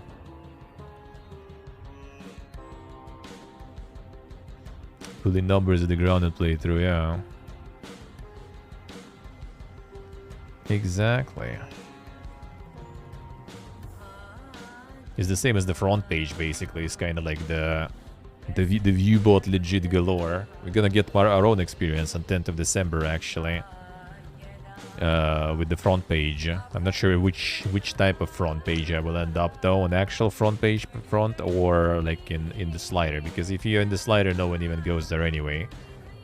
But you will be able to see probably at least part of it again. Part of the effect of that. So basically the Twitch growth of viewers is kind of like going down a bit.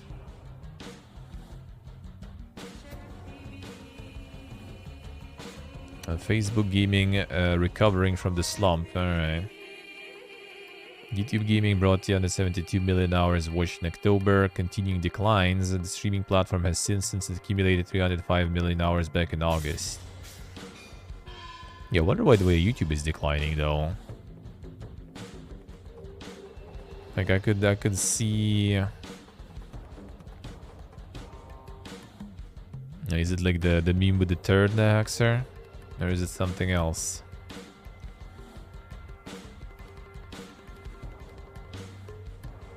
Yeah, what was like I could see YouTube being kind of stagnating, but why declining though? I'm not sure. But that I'm not sure actually. Yeah, that I seen, that I know. That's an old one. That was after their rebranding, I think. They had like different logo before.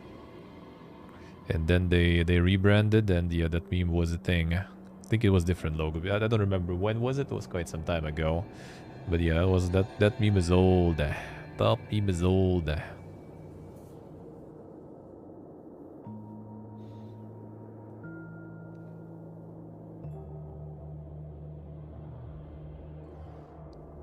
I've been shit for like 10 years with monetization. Twitch has way to go to surpass them. Or you mean as Twitch can make it worse? I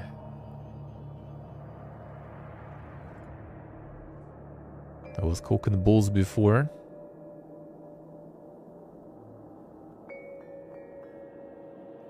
Hey, what do you mean, Sok? In which way? In which way? There's no way to decline, though. No way to decline. Because YouTube didn't really do anything worse, really. Probably didn't do anything better, though. So I guess maybe like the global decline. She can fuck up for another 2 years, would be as bad. Well, the thing is, like the growth is already slowing, and even as they said, people started diversifying to another platforms. So I think it's just a matter of time. There's still people telling that, you know, like Twitch is still better way, a better place to go, though, in terms of like growth and everything. So I'm not sure is it that bad on other platforms. Maybe for the streaming, I guess, because I think the video content creation is totally a little bit better. Because I'm not sure where they are going and who they're finding, most importantly, on Twitch nowadays.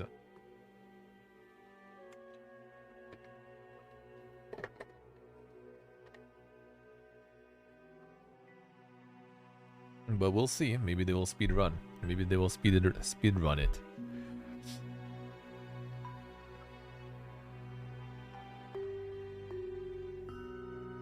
In this way, so okay, I see. Well, the thing is, like, most of the people don't really rely on that kind of monetization.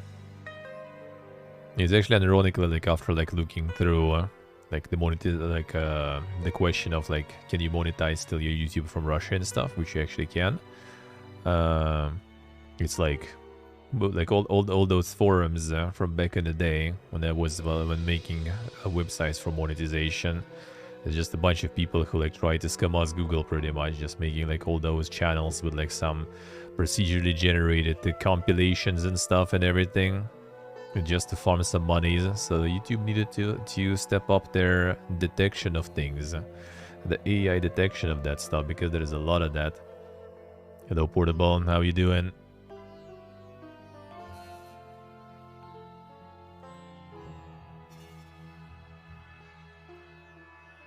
Sony plans to expand the incubator for Chinese games.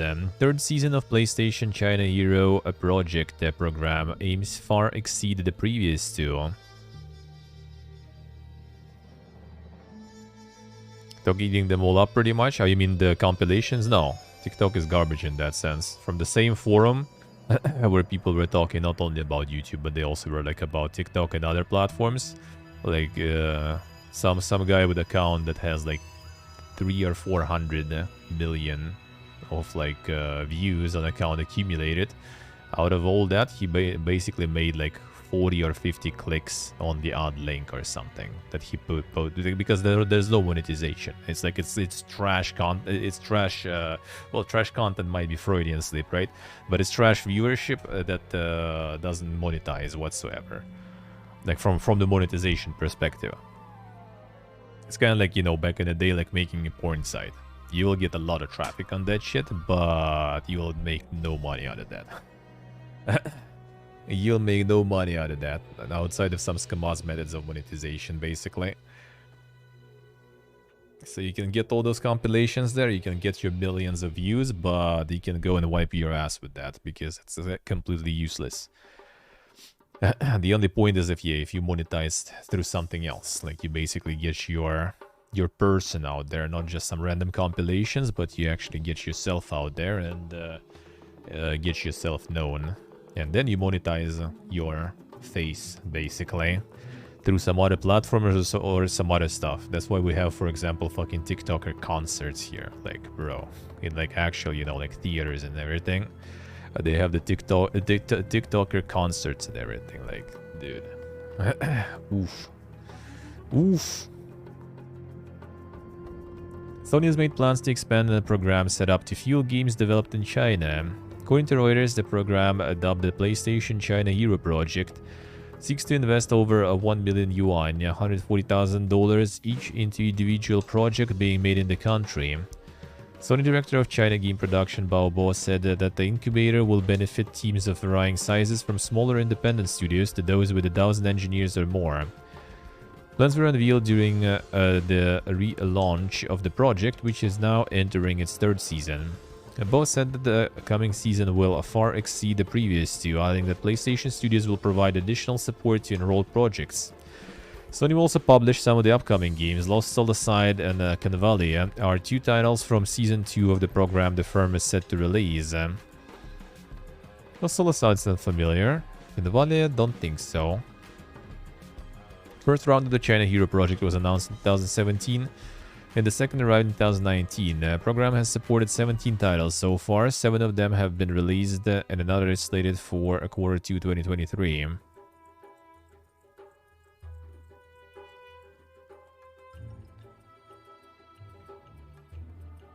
Single publishers going hard into China, but if you'd ask you to name one thing of any of these, well, one of like the good game, popular games or something.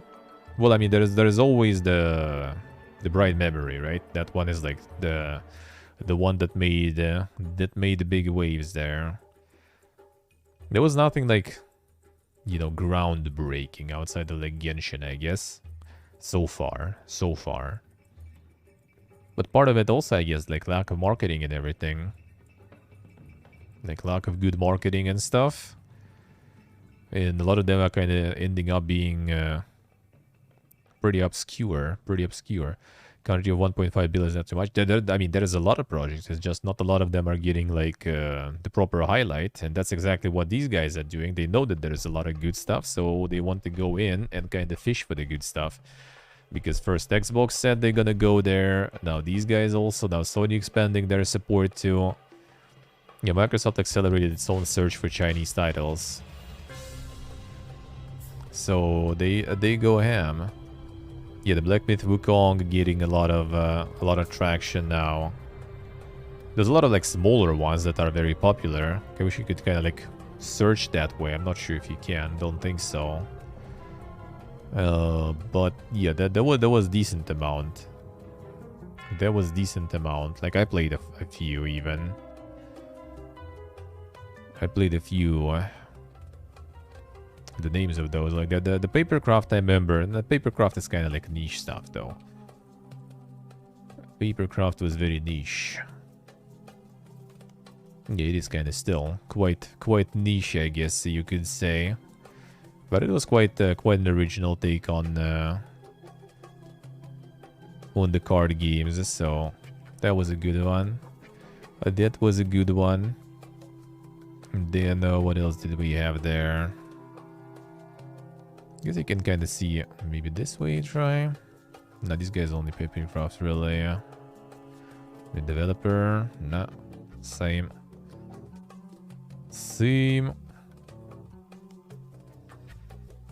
Yeah, well, you could check by the region and everything. Well, yeah, they did have a lot of stuff, and they did have a lot of good stuff. You kind of like every once in a while you see something decent. Not to mention there's like the strange horticulture and stuff, right? I think it's on Game Pass also now and everything. No, wait, that's the different one. That's a different one. Not the strange horticulture. What was the name of that one?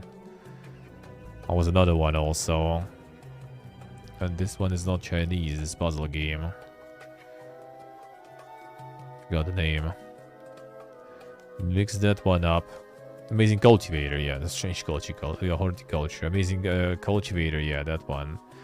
That one, but then there was There was another stuff too.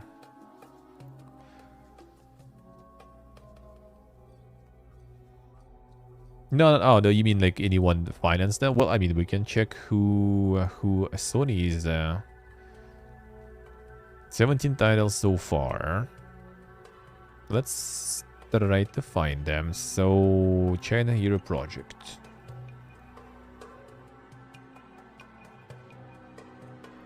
Let's see. China Hero Project. PlayStation. China Hero Project games. Let me see. I guess, is that?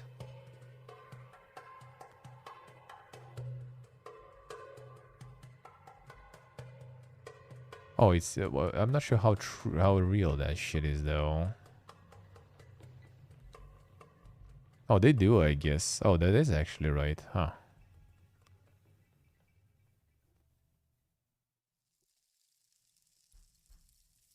That they did actually. Let's see. Okay, let's see this first. So they got Evotinction. That one, well, that one is coming only. In Nightmare. I've seen that one. Adam Mutation M they got. That one I heard about. That one I even played the demo of. That one was kind of nice, but I think release wasn't that successful though. A Boundary. Oh, that's the, what's the name? This the space shooter in open space, right? They got the Fisting also. Hardcore Mecha. That one was recently, I think. No, actually no. That was long ago actually. That was some other mecha then recently. Immortal Legacy, Jade Cypher, Animal Force. Lost Soul Aside will be the next one, and this one. Oh yeah, it's this one. Okay, this one actually got Kamiya, I think, on board. Mr. Twitter ban. Pervader. The Walker. Like I have no dates though, so I guess these are not out yet. AI Limit, Convalaria, Ran Lost Islands. Okay, this is all new stuff apparently. So that's what they supported. I would say they didn't really land any, you know, wow results with this. I guess probably pretty solid though. Well, Solicide is kind of getting some traction. Seems like you kind of see, you kind of hear about it. I think we watched the trailer before too. Wasn't it the one of the shows they showed or something?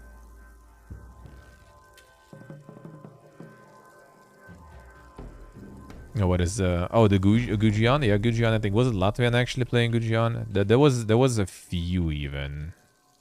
A few of these RPGs that are like super popular. Yeah.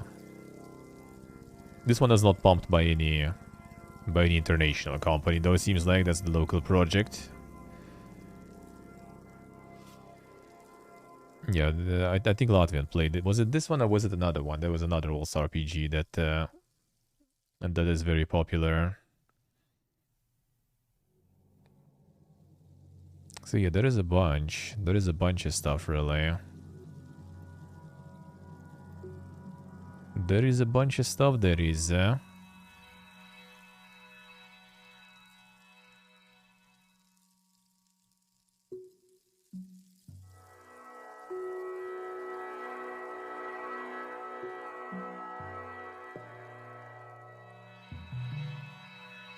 So that's where the money goes.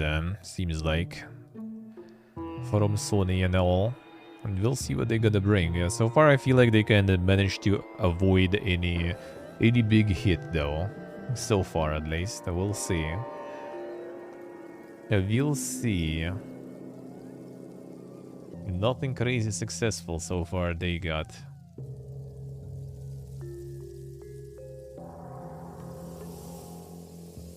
Riot Access Wild Rift esports plans outside of Asia. A league to focus on Asian territories from April 2023, but Riot leaves door open to third parties to host event elsewhere.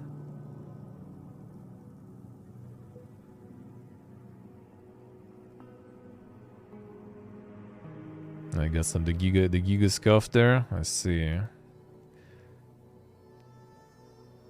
Yeah, Riot Games abandoning other territories except of Asia for the Wild Rift Esports. Let's see. The decision was motivated by the Asian continent being the biggest and most active mobile esports market in the world. Well, and guess like every other market didn't really buy into it. The Wild Rift is the League Mobile, basically. Yeah, they got the esports going and everything, so it seems like it's RIP.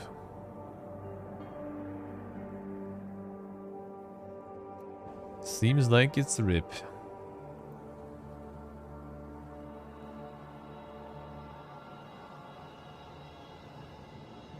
Wait, cost too much bandwidth? Did they start from mobile or something? They streaming it from mobile. Rebel Wolf secures a NetEase investment. The studio will retain full control of its IP while it develops a dark fantasy-inspired RPG. The game studio was co-founded back in February by former CD Projekt executive Konrad Tomaszkiewicz. Funding provided by NetEase was the last missing piece needed to go full throttle. With resources available to build a world-class AAA game, we can now focus on what matters most, development. So NetEase is going full Tencent now. All the Chinese studios trying to go international. Well, seems like international companies are going to China now. The Corpus Singularity, man. Let's go. Let's go.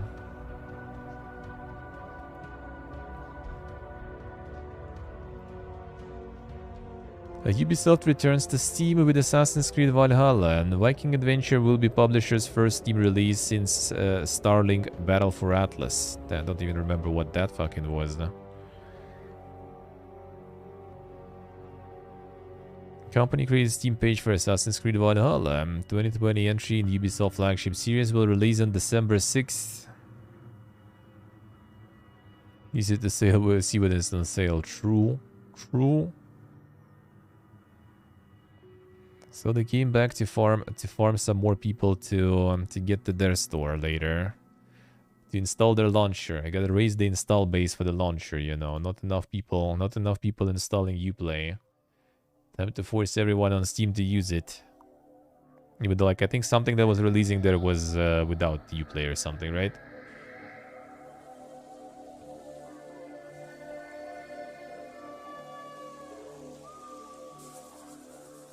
Less than a handful of people that actually played Atlas. Wait, Atlas? Why Atlas? What's with Atlas?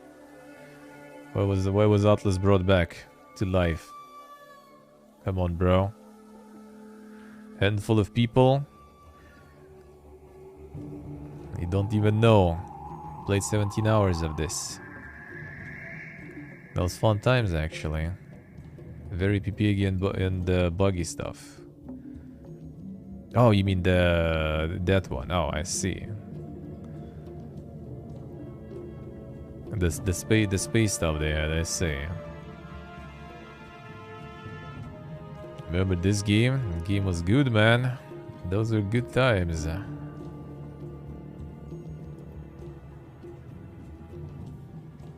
Those were like probably the best Fortune streams back in the day.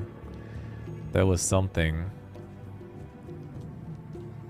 And watching the Ugandan fleet on the rafts blasting Gachi, sailing across the seas, that was something.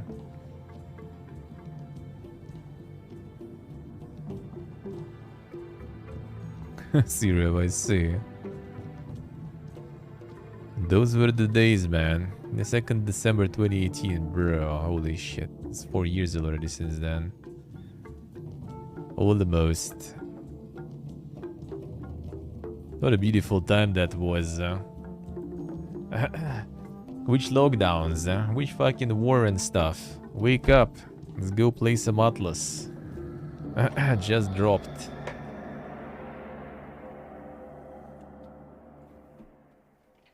Those were the days, man.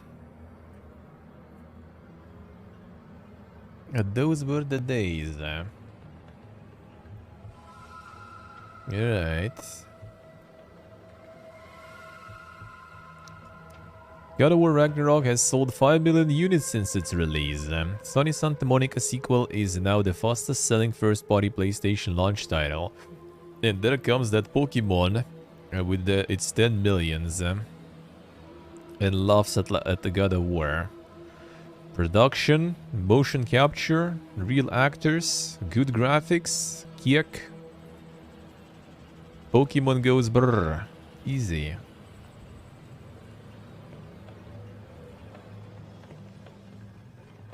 No idea, Portable, no clue.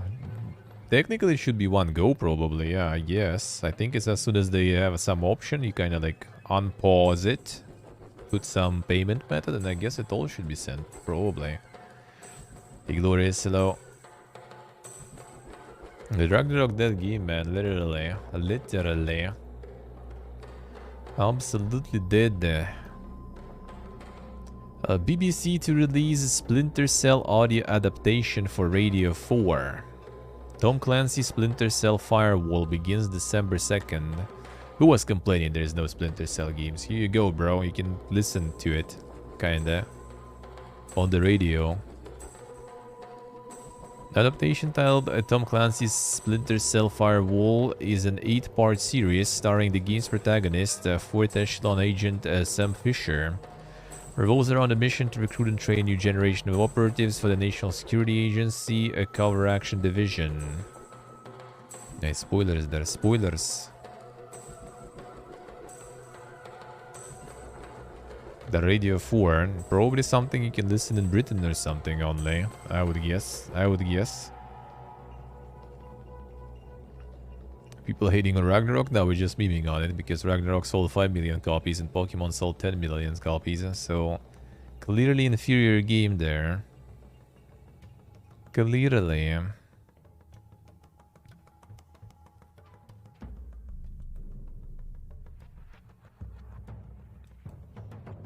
Alright.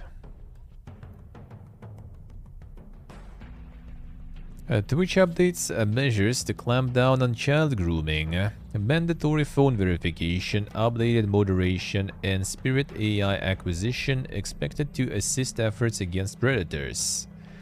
So they decided to actually take measures after all the reports there that they were trying to dig under other news.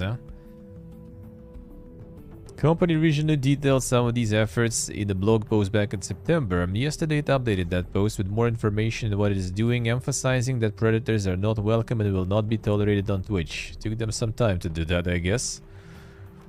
Central to this is preventing children from even being on Twitch. The site's policy is that you must be over 13 to have an account or post content, and Twitch has now expanded the signals it uses to catch and terminate accounts belonging to users under this age limit. So now you probably should be even more careful. Joking about 13, by the way, and stuff like this.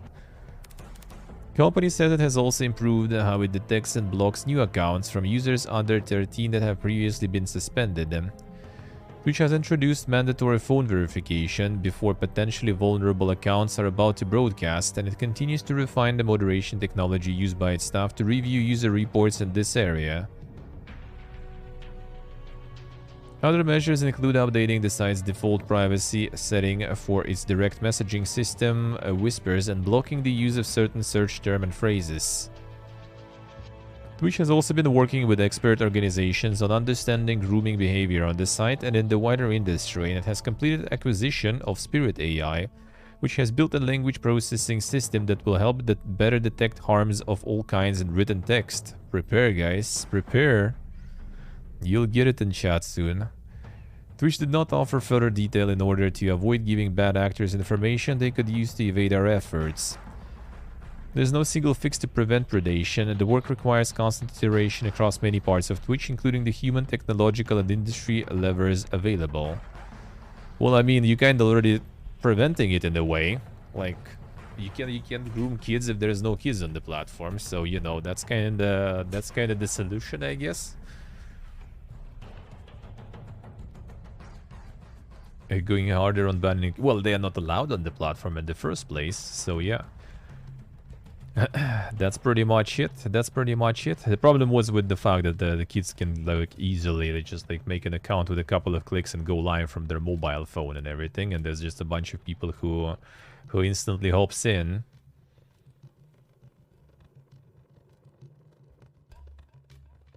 There was a report on that. There was a report on that, like the journalists made, and well, I'm not sure how like you can calculate the prevalence, I guess, of the problem.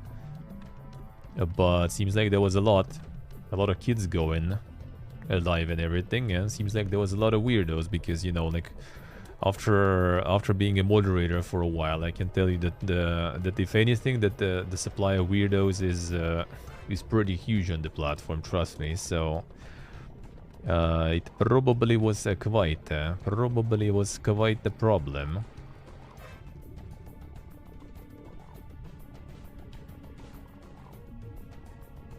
See, it's pretty much just kind of like making the TOS enforcements more.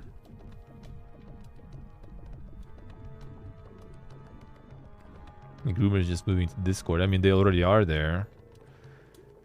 They are already there.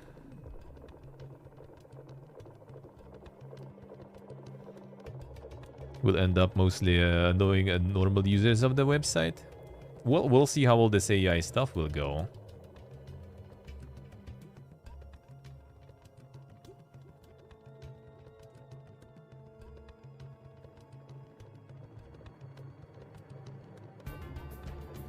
Yeah, there was a recent research into that. But the thing is, like, the research means that there is a problem, right? So the problem exists, is just the fact that they're doing something about it is the result of the controversy. That's for sure, yeah.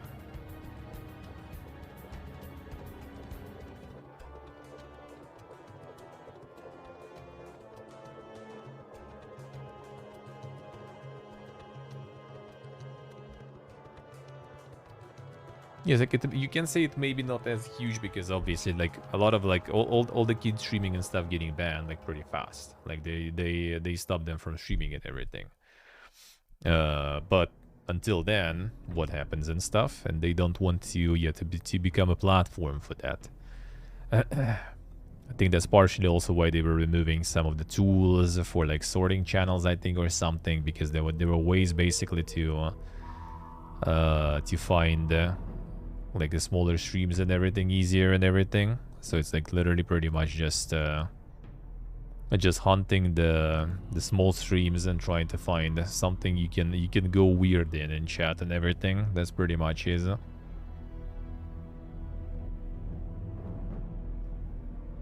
Opportunity to make money from the users to the AI galore. Wait, what do you mean? How they gonna monetize that?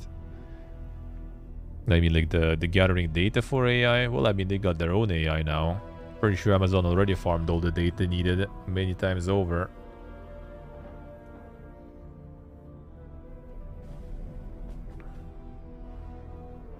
Yeah, like the thing is, like the weird shit is happening all the time, and it's gonna be happening all the time. It's just that the kid's not supposed even to be on the platform in the first place, and it's just way too easy for them to be on the platform and to broadcast on the platform they're not even supposed to be broadcasting on, right? So that's the stuff. Why do you want to monitor, check, and control people? Well, we'll see what that AI is going to be doing. And what the AI is going to be doing. Yeah, I'm pretty sure it's going to be probably not only for that, and they're going to be tuning it to control some other stuff too, because there's a bunch of stuff. There's obviously all the like the shootings and everything, right, that were broadcasted on Twitch and stuff like this. So I bet they kind of will want to try to prevent that too. Yeah, that they're gonna try to prevent, and then yeah, maybe they will try to go for some more content moderation that way to prevent, you know, like maybe we'll get to the part where the YouTube is, you know, when you like say some say some swearings or something on stream, and boom, like suddenly no monetization and stuff and everything, or some other shit like this. Hard to say, but to be honest, like I think a lot of people will be happy if there will be no ads on their streams, honestly. If that will happen, then like pretty much all of the Twitch will be swearing even harder just not to get to deal with this shit.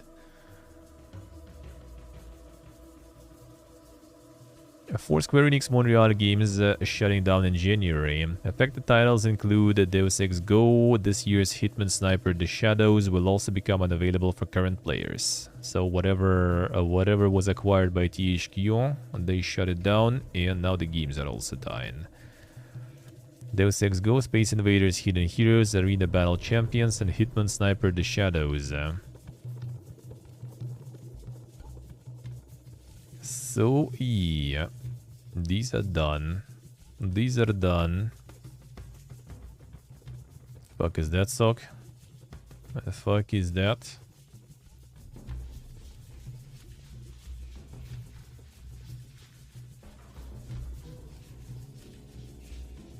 The OG one. Do it, Johnny, do it. I need at some point. Yes, Dave, they're doing it wrong, but maybe they know something that we don't know. The FTC reportedly considering a lawsuit against Microsoft Activision deal. Sources claim regulator is skeptical. Conversations on legal action are yet to take place. Federal Trade Commission is reportedly considering filing an antitrust lawsuit against Microsoft's acquisition of Activision Blizzard. Political reports that the potential suit could be underway as soon as next month and may seek to block the record-breaking deal, according to sources familiar with the matter. Sources reportedly told Politico that the FTC's 4 commissioners are yet to vote on the complaint or meet with lawyers, but the bulk of the investigation has been completed.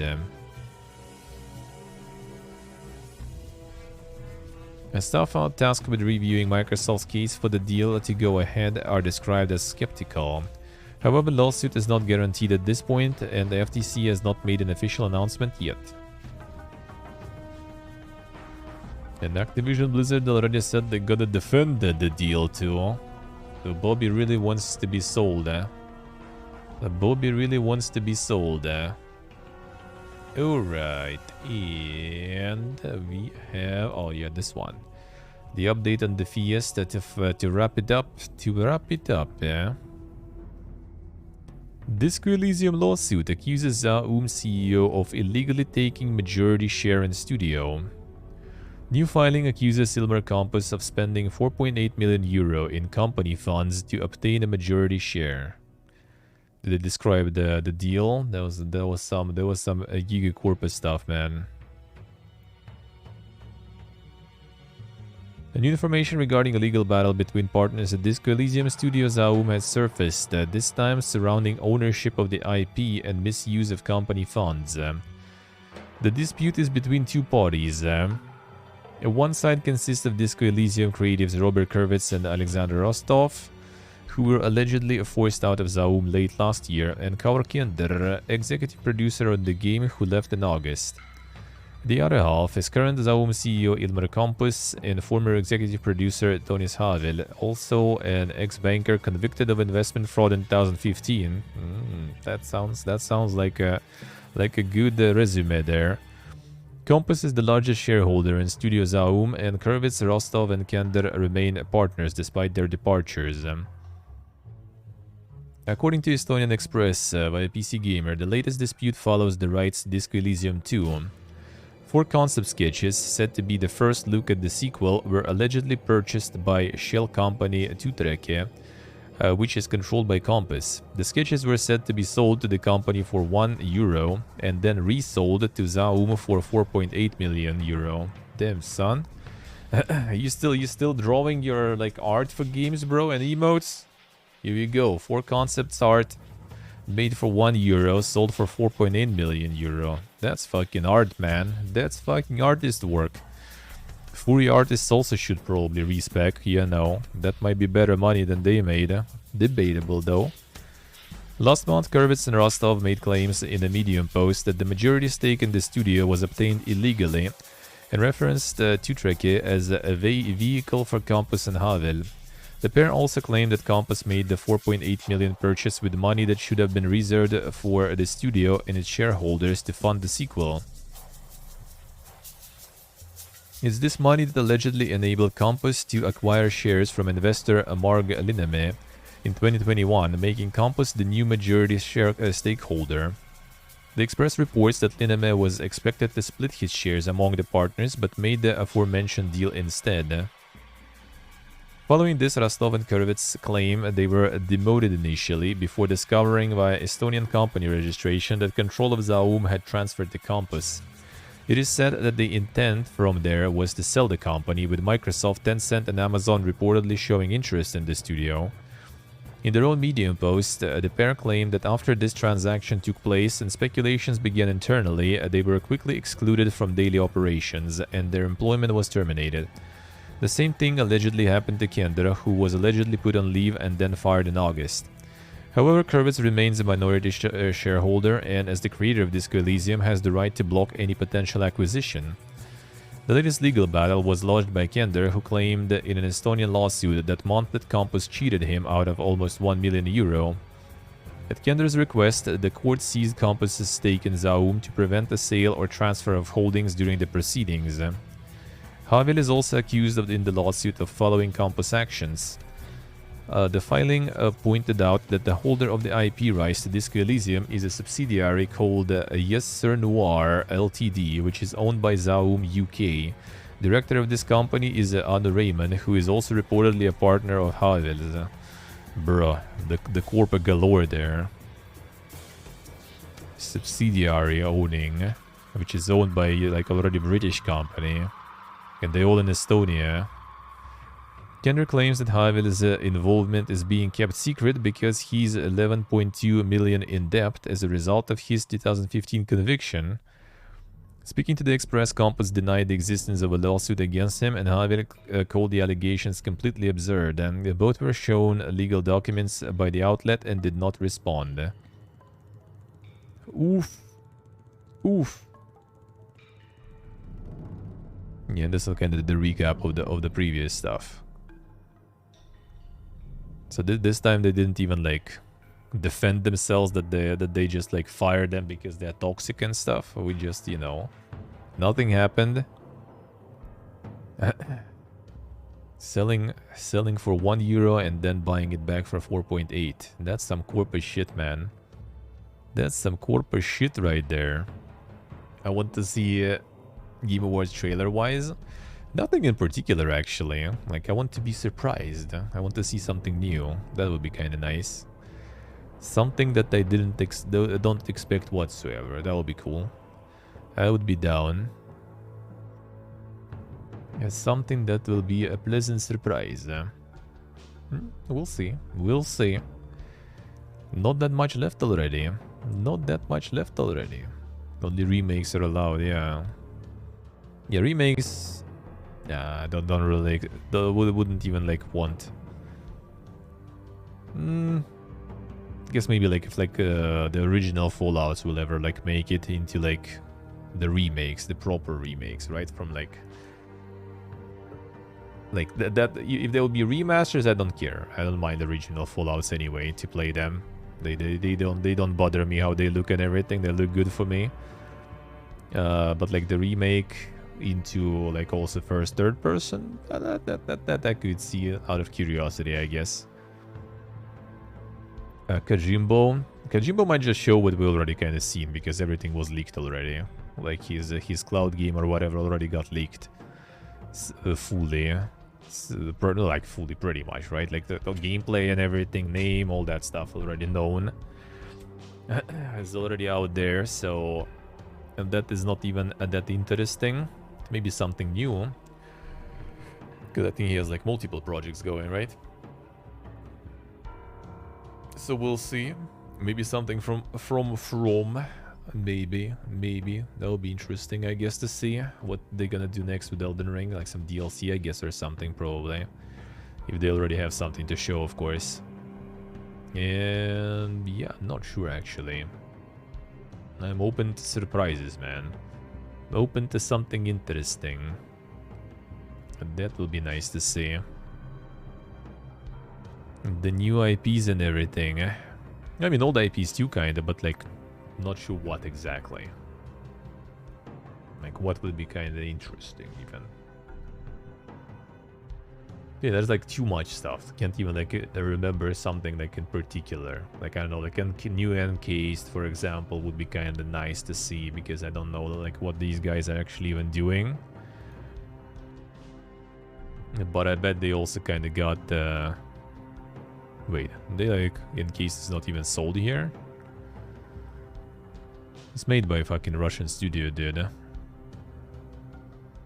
That wouldn't surprise me though nowadays. Publisher probably not here after all.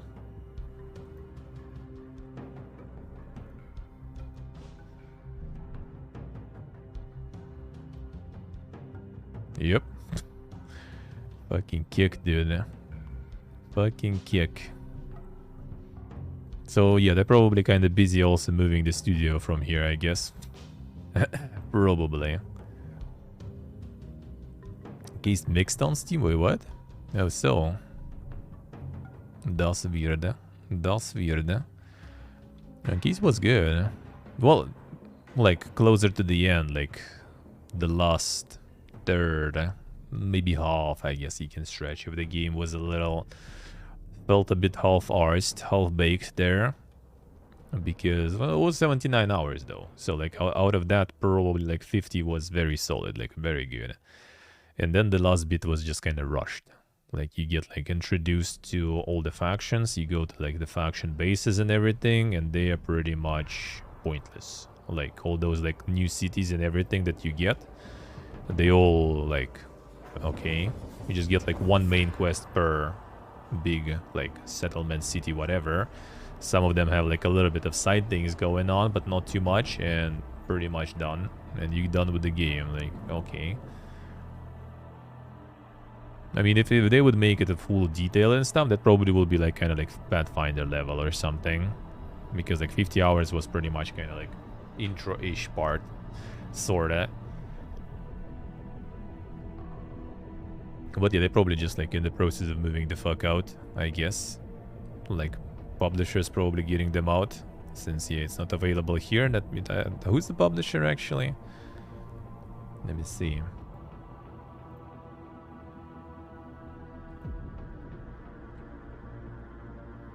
I got key from them actually back then.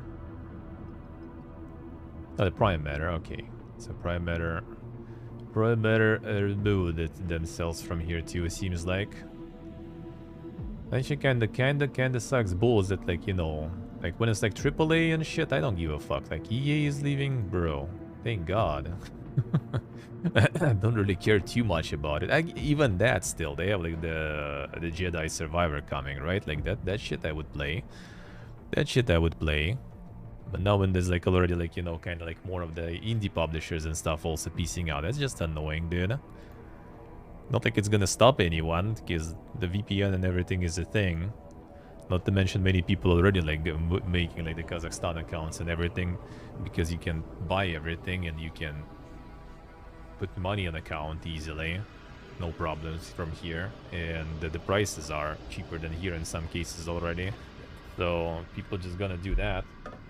You just need to fucking jump hoops to play something now. That's the annoying part. Like you basically just go, get yourself a bank account in a few days, maybe a company if you want to receive money, right? And then you return back here and continue living like you lived before. You just need to do this like extra move, extra jump, and everything is back. Like, they're not changing shit with that stuff. They're just creating inconveniences for people that's not gonna change anything. Because all the people they inconvenient, they already kind of not the huge fans of whatever's happening, and they're not gonna, you know, suddenly go on the streets or something and risk 15 years in jail, not going to the meat grinder over the fact that they can't play new FIFA or something.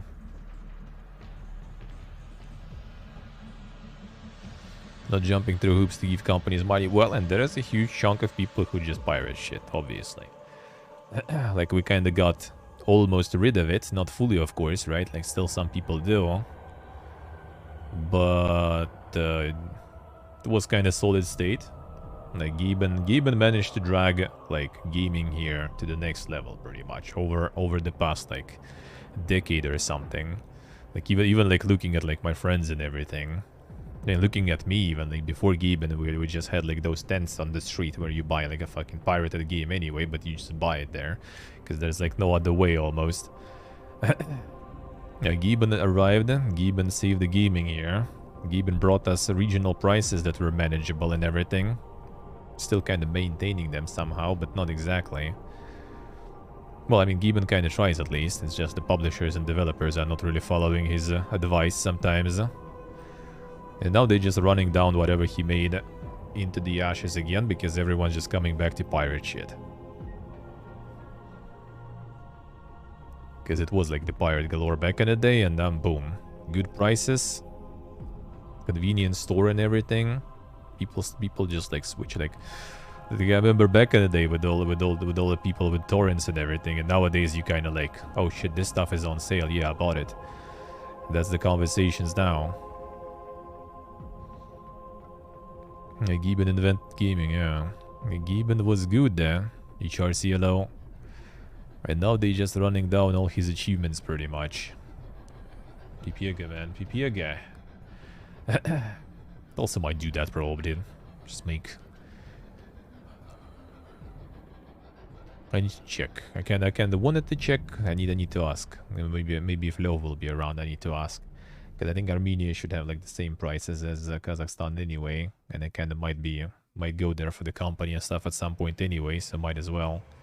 Just make an account there too and whatever. Gonna be like an account to buy stuff that is not available and everything. Just flip those fucks. But yeah, Johnny, pretty much. Pretty much. He's being tortured now. His liver getting eaten every day. Feels bad, man. Alright, so yeah, that was kinda not the dankest week, I would say. Getting more and more quiet until the Game Awards, arrive. So that is done. And now...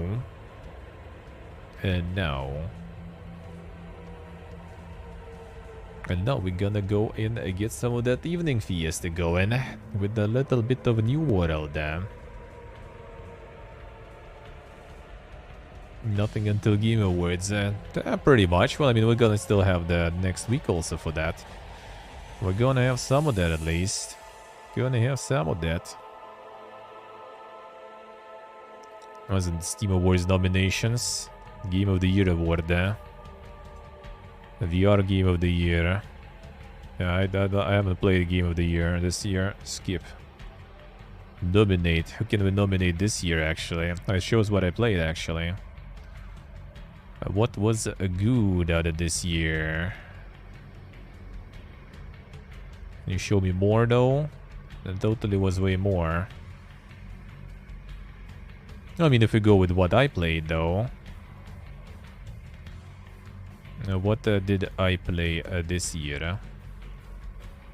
I played a lot of shit this year, I tell you that. I played a lot of stuff this year. Can I nominate Arhalos, actually? I wonder. I think so. It's got a separate page after all. Not like those nominations will do anything, though, sadly.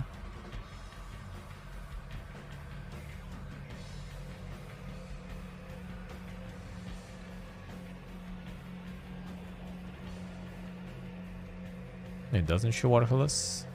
Oh yeah, there is a. Yeah, that was my Game of the Year, I guess. I would say so. Unless you can nominate it though. Probably can't, right? Because of the mod. It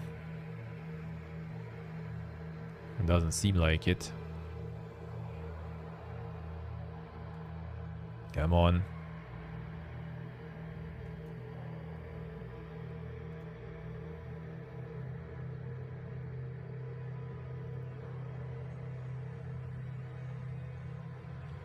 Can you? Nah, doesn't seem like it.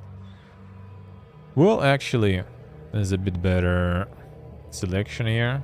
Alright, let's go. This one is special for me too. Illuminate.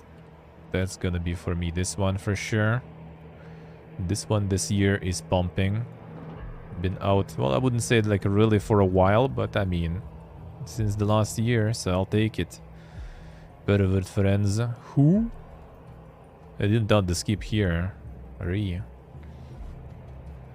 That's better with friends. New World is better with friends. Can't dominate New World for this one. What? Oh, it's this year. Yeah. Not Labor of Love. Yeah, true. Who's better with friends? They have friends for that. Didn't play anything. With someone.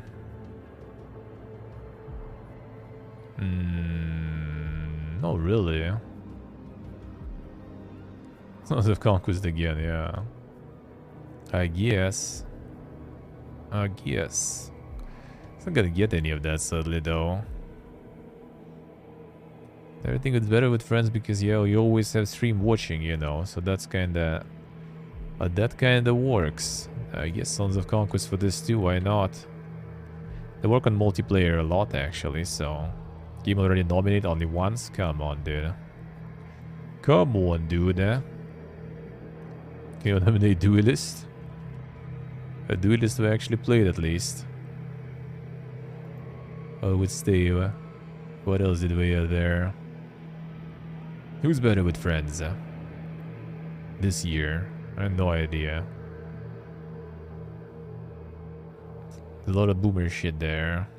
Chivalry kind of like technically, was it actually? I guess that would count. That actually works. Chivalry actually works. Not false. Not false. Hell yeah. Outstanding visual style.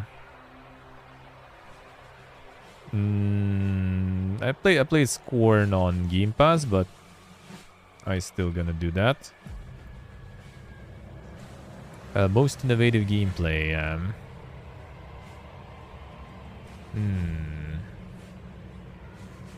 Yes, okay, I guess. We're cheating there, we're cheating. That was innovative. I would actually kind of go with Scorn again, because that was kind of quite fresh. Betrayal at Club Low was good. I mean, I'm not sure how innovative that was, though. But for me, it was quite, I would say. For me, it was quite.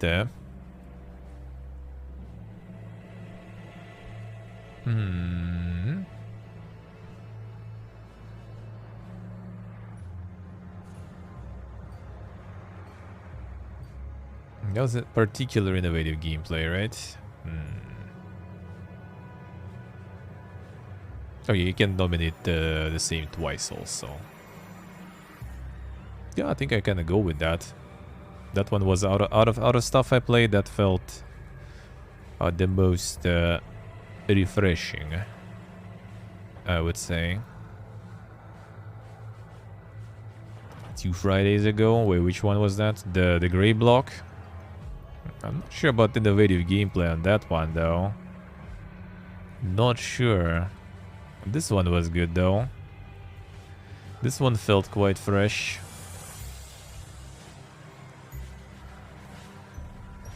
The Cave 2, oh yeah, that one is something, that's true.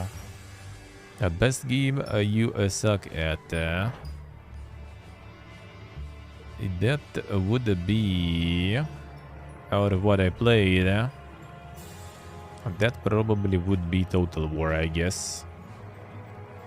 Wouldn't say particularly I suck at it, but if you go probably at more high tier gaming, I probably would. That I probably would. I guess kind of Old World also could go there. I guess that would work too. Not there's something particular though.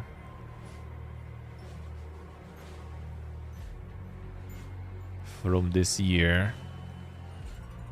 Yeah, I think Total War will go there.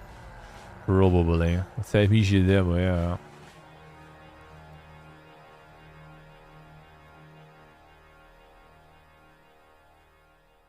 Not like particularly suck, but kinda. If you want to like go super try hard on that one. And that totally, wait, what? Oh, wait, oh, was it? Oh yeah, this year was just a DLC, I guess. And Old World is even older actually too. I don't even know what was there. But didn't suck at anything almost, I guess.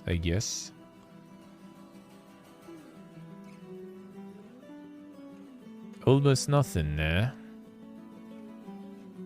Suctionless. Doesn't suck at all, yeah. Insane. The MLG Pro Gamer.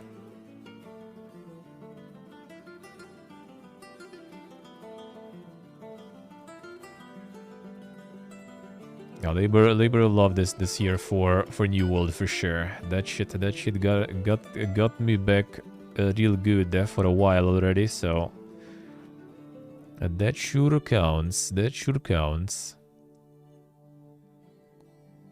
Yeah, not sure what was even the Spice Wars we kind of destroyed even, I would say, so outside of multiplayer I guess that I haven't tried. The Ding Dice game I did. Ding Dice game is the most the innovative one. There it is. Best soundtrack. Ooh, which jammers did we get this year? I think there was something good there. Against the Storm, isn't there strategy? Do they not have something like this?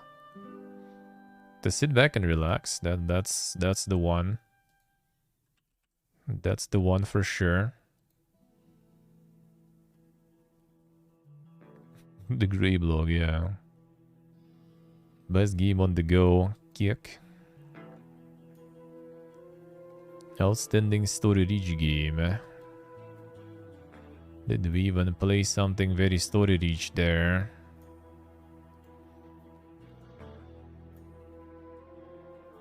No, nothing that was out this year, I guess. Well, actually, Encased was this year, I think, right? Like, I wouldn't really say it was outstanding, but it was solid there. Actually, it was last year already. I don't remember. I would pick the Dorfromantic. Dorfromantic was, yeah, Dorfromantic was good, but I don't know. I like Dorfromantic is not something I just want to, you know, launch and return and play it again. Against the Storm, I just don't mind like any time. Just launch and play it. I don't care. It's good. EGS good, eh? How did we get some good gemmers? Try to remember. Oh, you know what? I'm gonna go with Dune, bro.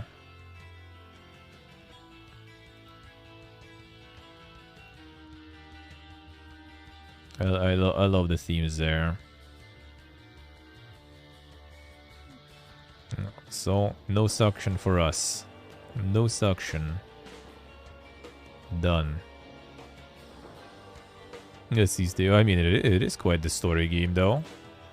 Sure how good, but you know.